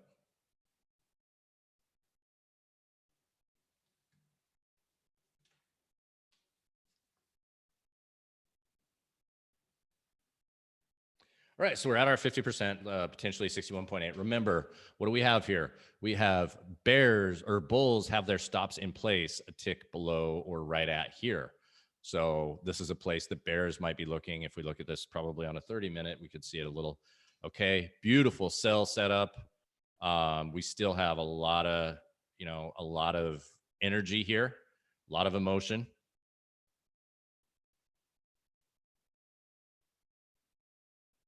It's a 2% candle, I think, is about the size of this thing. Liquid Alpino. Cool name.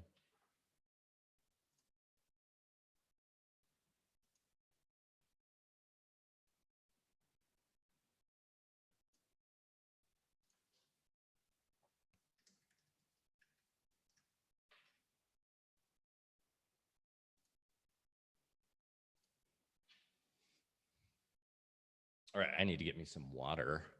Yakking on the microphone. I think I'm going to hang out. I'm going to hang out for a little longer today. I got some work I got to do on. Thanks for your help, G. You got it.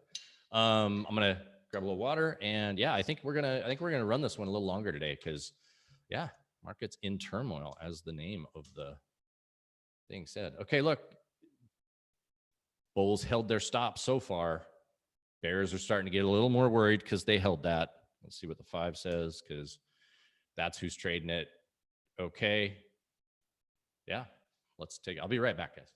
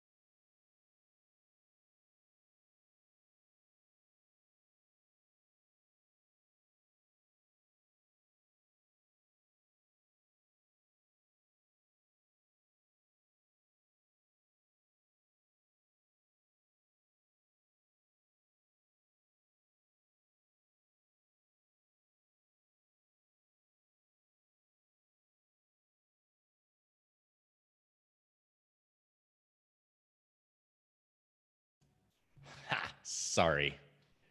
Thank you, Pino.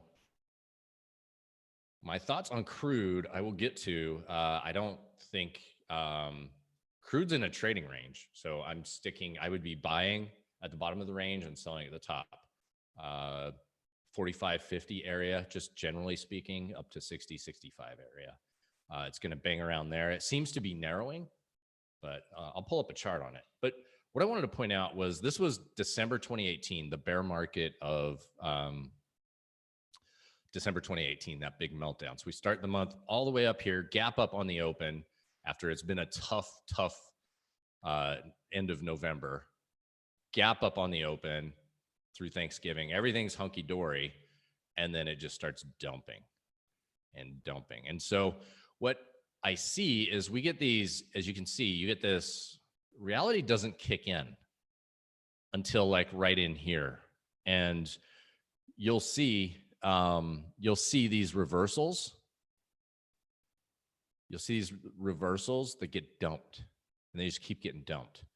And you have a 2.5% in an hour down move, 1.5%, 1%. Some big down moves. Let me probably, if I can do, let's go to a daily. Maybe that'll be even a little more interesting to watch.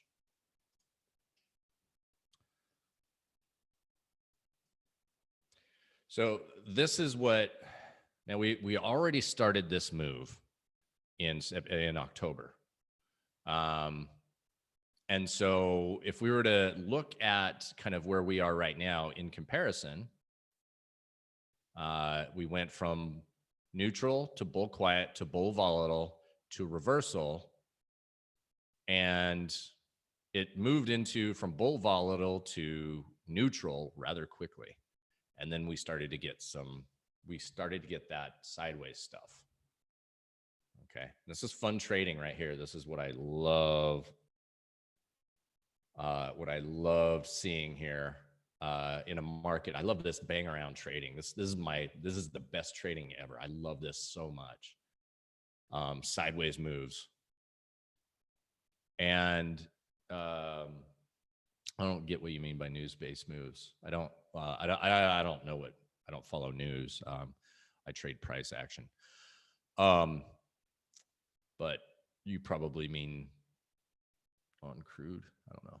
Sorry, there's a little lag in probably the time you type. Hear me, think about it, respond, type. I think there's probably a 20 or 30 second delay anyway in my trade, in my live feed to what you guys hear. And then, of course, there's some time in between that is challenging. So sorry if I'm not answering your question timely or remember what I said. Okay, so we went through from October till about back into December. So December, this was the open of December. We open at the top of the range, we dump to the bottom, and then we just keep going. Okay, WTI crude moves. Yeah, probably news-based. Personally, I will throw, it's the same sort of thing in crude. I'll put bands around it and I want to buy, sell. And you'll see it pierce that, and then you do your measured move back. So from high to low, and then your measured move higher. But what I want to show is we were in this beautiful bull quiet regime, which is you just buy everything and stick with it. Then you get to bull volatiles when stuff gets, volatile. And you're thinking to yourself, okay, cool, no big deal. And then all of a sudden the selling comes. You're like, all right, well, that's interesting. And then this day happens. I think it was this day that Ethan, you and I traded. I remember this day quite well. And then reality kicks in and you have a big 3% down day that holds and another 2% down day that holds. And then you have this beautiful reversal. So now everybody's thinking that's the bottom. That was a tradable bottom. You could have traded it that day. You could have traded it this day. Gap up on the open, come down, test it and trade it. You get a little range, but you didn't know this was the range at that time. You didn't know this was the range until right around here. So why is that important? Because after you've done it a couple times, then you get that next one and it's up, down quickly, and then you get this beautiful reversal. Everybody knows that this is the bottom of the range and it's just going to bang around there all the time. And so you get this big hammer reversal. Bulls are super cocky. They're like, yeah, it's not really as bad as I thought it was. let's get long. And so they buy this, they put a stop below it, goes up, and then all of a sudden it doesn't go up like it should. And you're still thinking here, as it goes up and it comes back to that midline, you're still thinking to yourself, like, huh, is it bullish, or it's holding. And we have that exact same pattern on the 10-minute right now. Remember, we spiked low, reverse, went up, and then come back to that midline and hold. And so bears have stops here, bulls have stops here, gap down, run the bull stops. So now everybody who's been long since here, and Volpocalypse is this, by the way. Once Volpocalypse low gets breached, which was test successfully 3 times, so the world thinks we're in a perpetual bull market until we're not.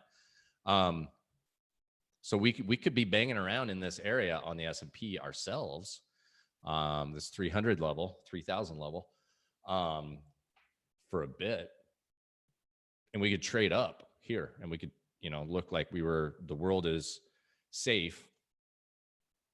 Capitulation bottom, boom, run it. Oh, that's our reversal. Oh, there's our bottom. Cool. Now I know my range. No big deal.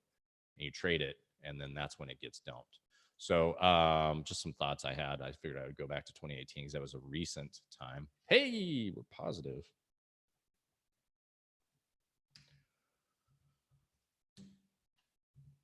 Okay.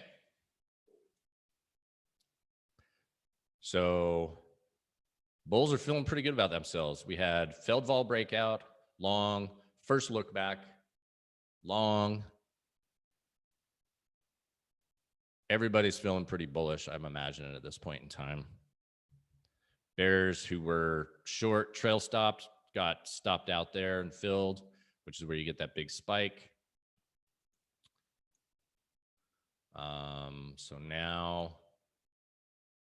So bulls have a stop here. Basically at the low of any previous candle, they're going to have a stop, but swing lows are particularly where they like to put stops. Swing highs are particularly where bears are going to have stops. So your question was on crude.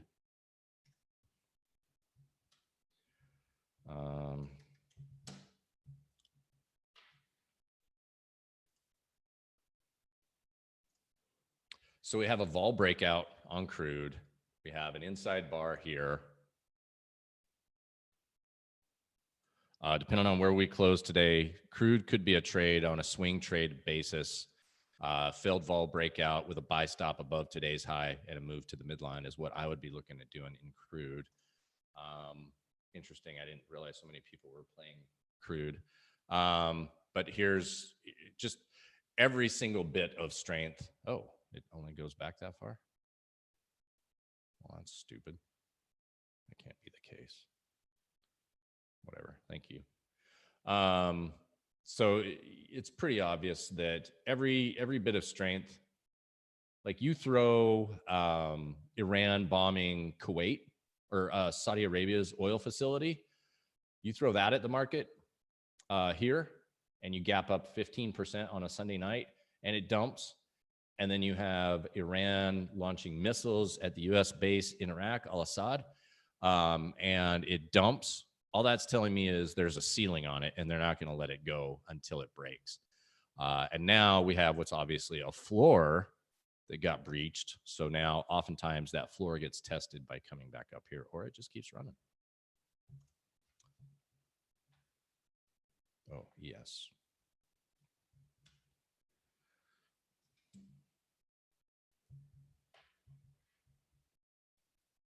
All right.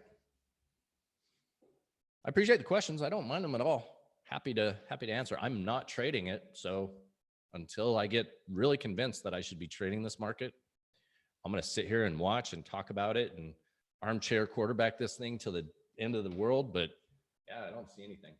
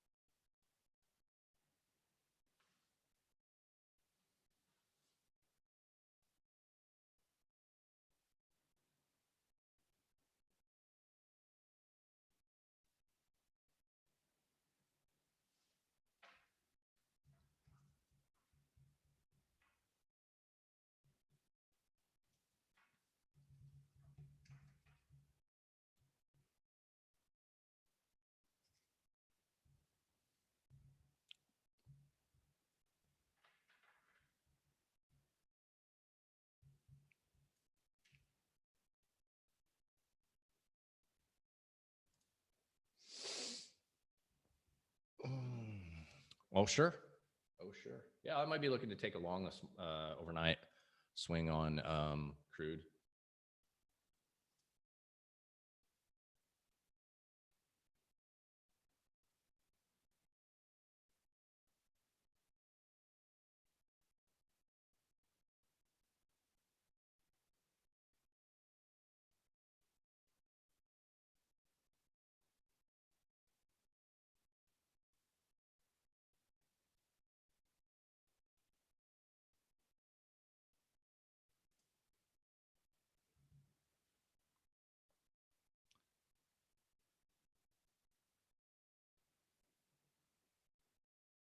BB, see you later, buddy.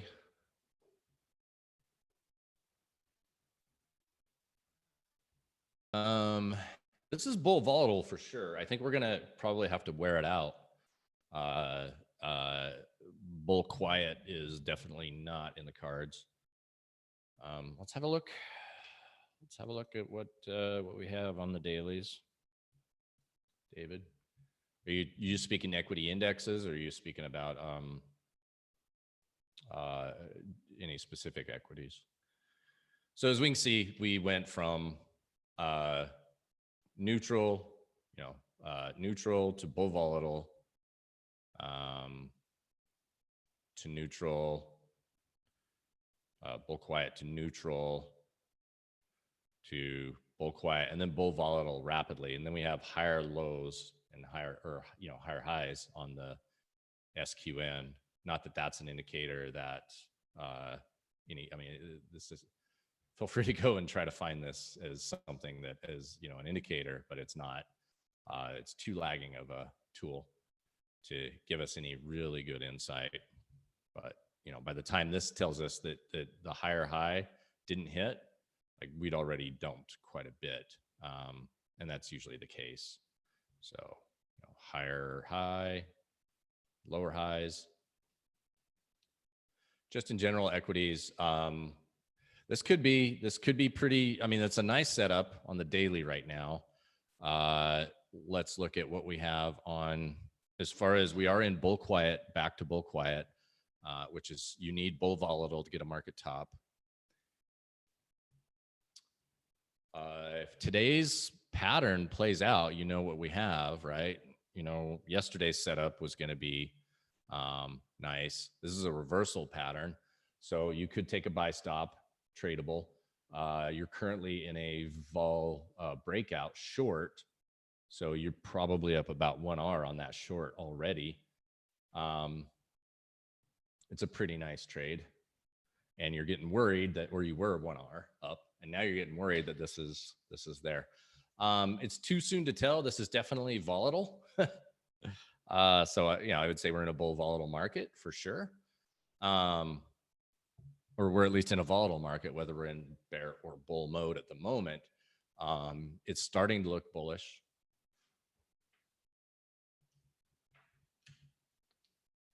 Bonds are starting to participate. Gold's participating. It's not capitulative. Whatever's happening is not capitulative, and we don't have to capitulate. But one, you just noticed, any shorts who were aggressively short just got stopped out. So that's why we're doing this magic right here. Let me get the squiggly lines off the chart. So this high was just taken out. So now bulls are feeling good about themselves. If they didn't get long here and they got long here, they're feeling pretty good about themselves.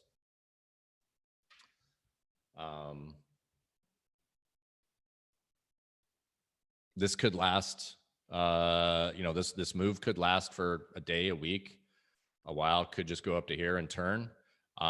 We may dump.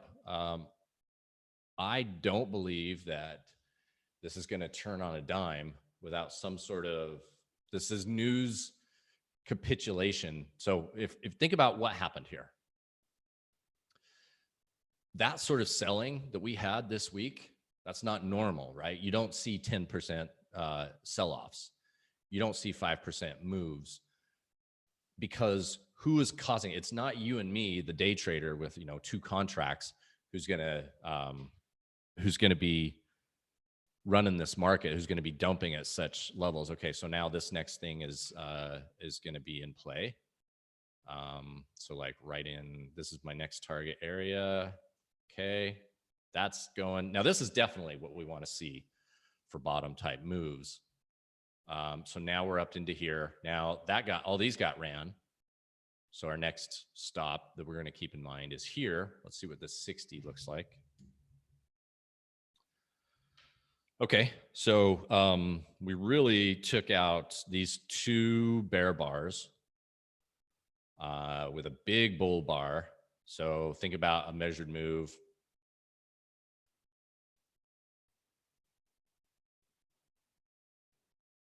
How deep that is. Look at yesterday. Yesterday's open was just boom, boom, boom, boom, boom, straight up into the open and then dumped it. So we want to see, we're going to want to see better, more follow through here. It's pretty nice. It's a pretty nice little bottom. I failed you if I did not, if I kept you from getting long. I failed you and I apologize. But we're just too volatile to be putting money at work right now. Just not worth it. Not worth my time.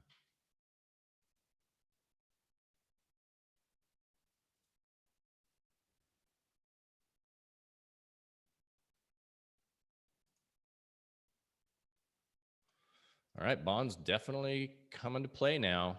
That is interesting.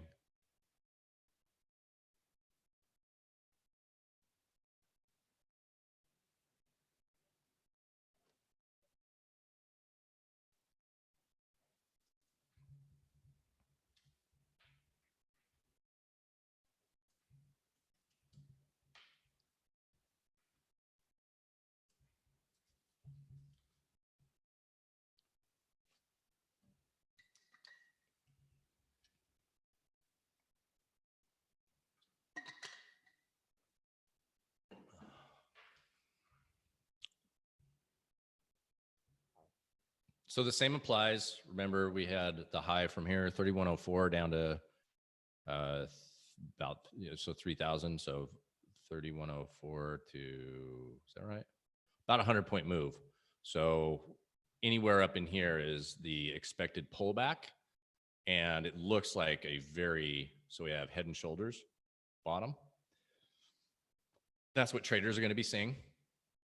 They're going to see long bulls are going to see head and shoulders bottom. They're also going to see the hammer bottom. They're going to see 3,000 holding because 3,000 means something, but it doesn't. But they're going to see 3,000 holding, and people are going to start talking about, we held the 200-day moving average. We've held all these sort of things. So they're going to start talking it up. And you're going to, I mean, if you go on Twitter, you're going to see it. Let's have a look. What is being said on the Twitters?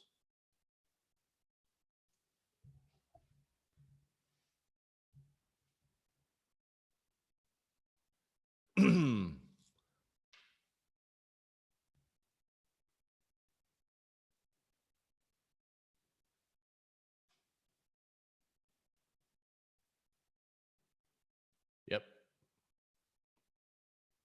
Bullish.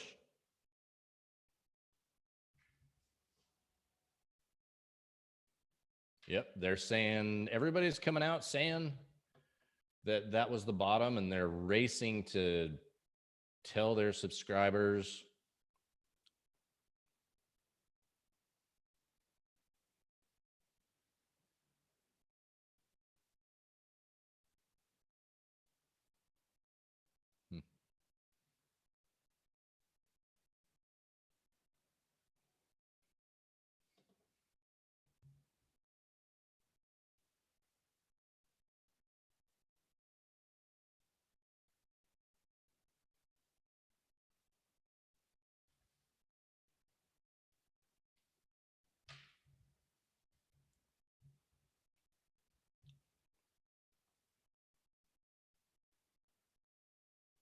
All right, they're talking about 3,000 as that major support.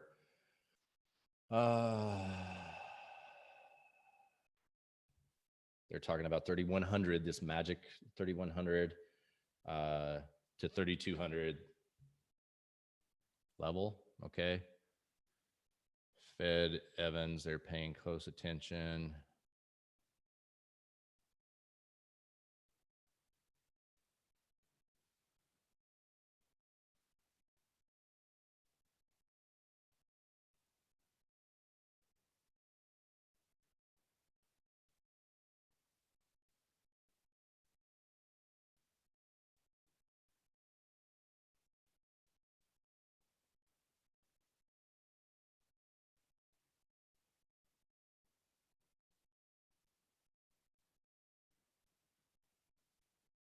All right, they're running victory laps on Twitter.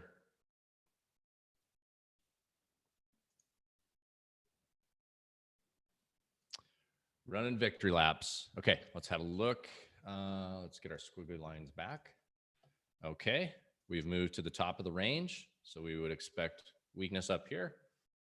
This is where I'd be looking to get in a Feldwall breakout short side.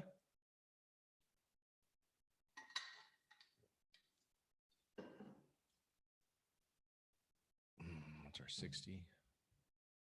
Still plenty of room. 3,100 in sight.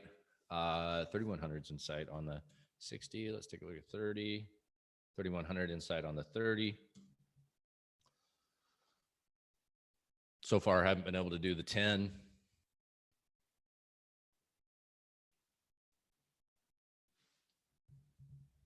I think I'm ready for some food, though. I gotta say, this whole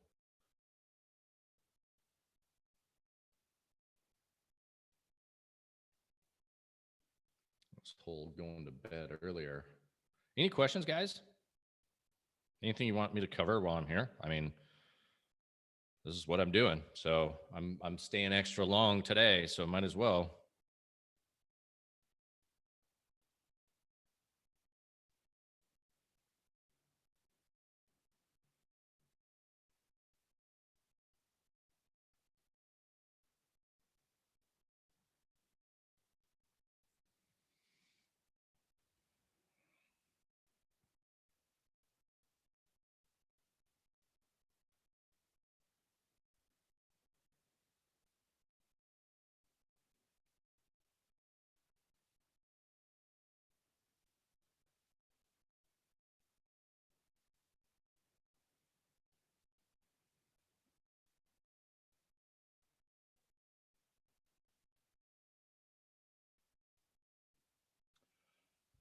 Gold.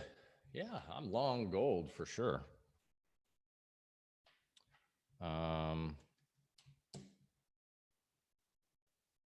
Yeah, so I'm long gold from here. First buy was here on a break above that. Stop there. The next buy was here. And I brought my stop up to this previous swing low. So this was an add. And luckily I held it. And then I got another VBO long here and raise stop to here, I think it was, or no, here. And so that's where I'm currently at. Stops down in here. I'm looking for, I mean, that's very toppy for sure. That's a dramatic topping pattern. But it's still in a bullish trend to me, still a bullish breakout. And if I go to my weekly, take this witchcraft off my chart. What's most interesting to me is there's really, I mean, this was the first level, this 1700, area is like the first level of any resistance that it had to break through. Once it got through this kerfuffle here, which we did in the Q4, the breakout with the bull flag. Once that broke, and so now we come up and deal with this kerfuffle here, and then the next we would have would be like the 1795 area. If we can And that's strong. 1800 area, obviously 1800 because it's a magic round number. Blah blah blah. You know how I feel about those. Yeah, so that could be for me. I don't see much between here and 1800. Just to be clear, I don't see a lot of resistance between it. It's not going to be a straight shot. It's going to be rocky, as you should expect. But I do think it's a trade that I'm definitely committing a lot of capital to it. That's my largest position at the moment, long gold.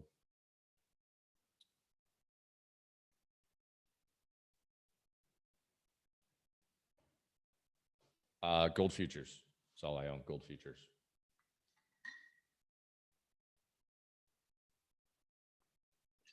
Mostly because of liquidity, so I can get in and get out as needed.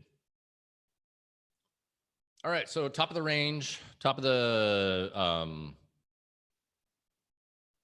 Bollinger range. Sorry, we got compressed volatility, close outside it. A vol breakout would have been a buy stop above this one. Not happening. Now we're getting a failed vol breakout on the 5, probably. Nope, on the 10 is the only place that we're getting the failed vol breakout. So potential a short down below here, which kind of looks like what they're looking to go after at the moment.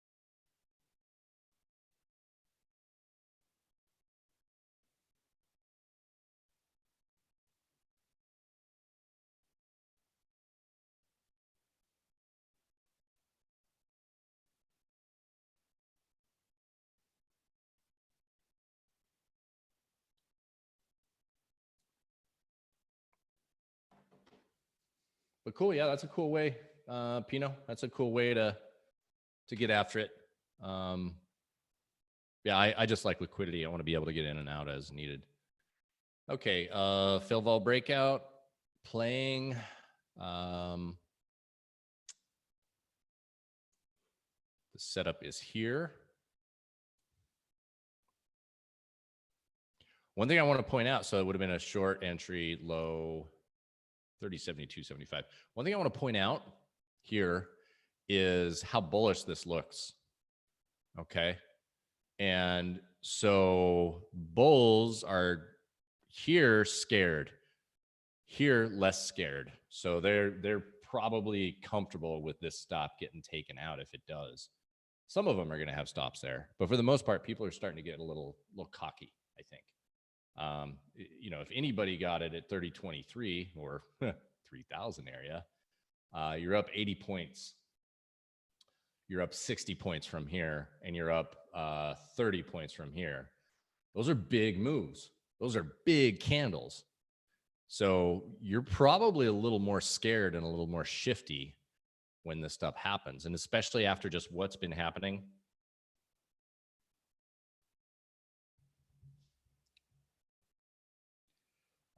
My wife just bought me something on Amazon. So there's a lot of emotion. First of all, we've traded 2 standard deviations.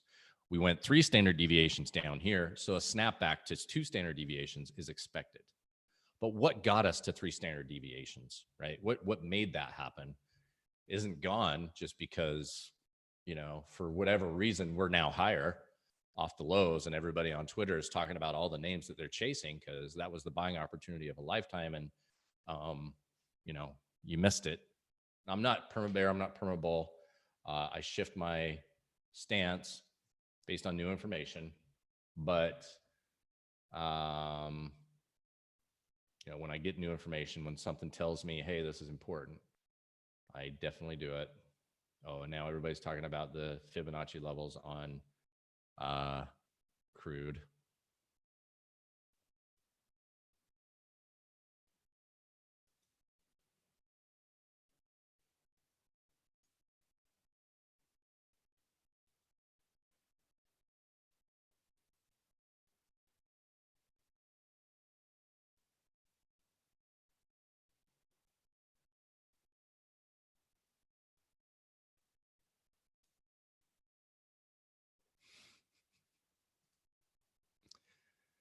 So here's what we want to, here's the features we want to like pay attention to here, right? If this is a high probability setup, a failed vol breakout is a over 70% win rate system. So it's a very high probability trade. It got about 1R, and it's good for 1.5, 1 to 1.5R. So that played out. We're in a downtrend, first bounce, very bullish bounce, by the way. Really looking good. So some people are maybe getting a little scared. They're willing to take some profits here because they just don't know what's going to happen. But if a beautiful bullish setup fails, that's going to really put, I mean, because this is the first, yesterday we had a nice fail vol breakout long on NASDAQ that failed and then really got pummeled ever since. Similar to what we're looking at here, except this happened, NASDAQ failed, and then it just kept going lower. This one happened, failed, and then that failed. So we have bulls are feeling pretty confident in themselves right now. Bears are feeling pretty confident in themselves right now. Remember, bears are going to have stops up here probably. Maybe even depending on where they are, but that's the next level, 3105. So that'll be the 3100 level too, that we're going to want to have to hit to really, take the bears out. Otherwise, it's still shifty. I think I'm getting tired of this, and it's time for some food. I mean, I can go hours and hours without food, but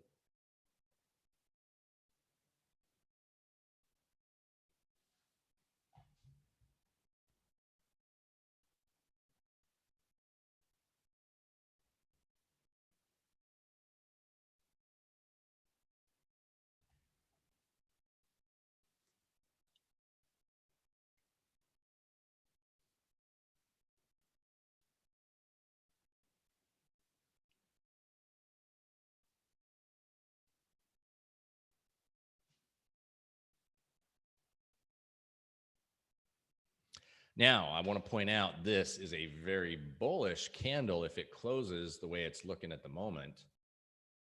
Long tails are very bullish. We've had a couple of these. These are always bullish. And now if we see ourselves in an uptrend, if you're going to be aggressive to say that we're in an uptrend here, a hammer in an uptrend is a very bullish pattern. Hammers that fail in a downtrend is very bearish. So we're going to get a 30-minute candle update right here. Bull bar, bear failed, bull bar, breakout. Now we get another reversal type candle on the 30-minute. So bears are going to be seeing this, and they're going to be looking to get short in this general area here if the next 2 minutes close down at that bottom. But I don't think I'm going to do any trading still today. I think I'm just going to sit and watch. So it's just me talking about the market. Unless there's anything that you guys see that is worth me doing, I'm probably going to cut it short here in the next 2 minutes so that I can get to work on my system, my big macro rotation system. It's massive back test, but at first I need food. Thanks for everybody who showed up today. Thanks to all the new people. Make sure you hit that like and subscribe so you know when we're doing a video. I've been doing them live. We are going to turn this into a more structured product over at Macro Ops, where we're going to have better software. YouTube's fine, but it's not as good as what we could be using. And we'll be doing a lot more in detailed stuff like this. I'm gonna let the candle close here. We got about 10 seconds. It looks like it's gonna close. Let's go to our 30. Okay. Didn't close super bullish. It's bullish actually on the 10 for sure. Let's see what the, okay. So didn't close super bullish because we still have that wick up above. But that is, you know, the reversing pattern, boom, back up. It's a very nice pattern. So taking out this high is going to run it up to here and take out the bears, stops who are, you know, still short, who've trail shorted. And you too, David, have a great day. So if you're still, so look at that. That's very, if this gets taken out, it's bullish and we're definitely going to rip back. This could be a positive day for the S&P. Still got another 1% to go. 3,100 is still in sight. Let's go to bonds real quick. Yep, bonds are still confirming. So far, gold's holding.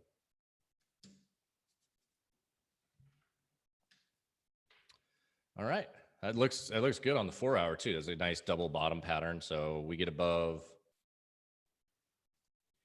30.88. That opens the door to some nice upside. I'll hopefully have looking good everywhere. Let's look at the daily. I do have a buy stop up here still. So my entry is here. So if we get above, if we can get above, think about that. If this thing rallies above here, that'd be exciting. But likely it's going to be down here, and who knows? Anyway, thanks everybody. We'll see you tomorrow. I'm gonna do my fun sign off.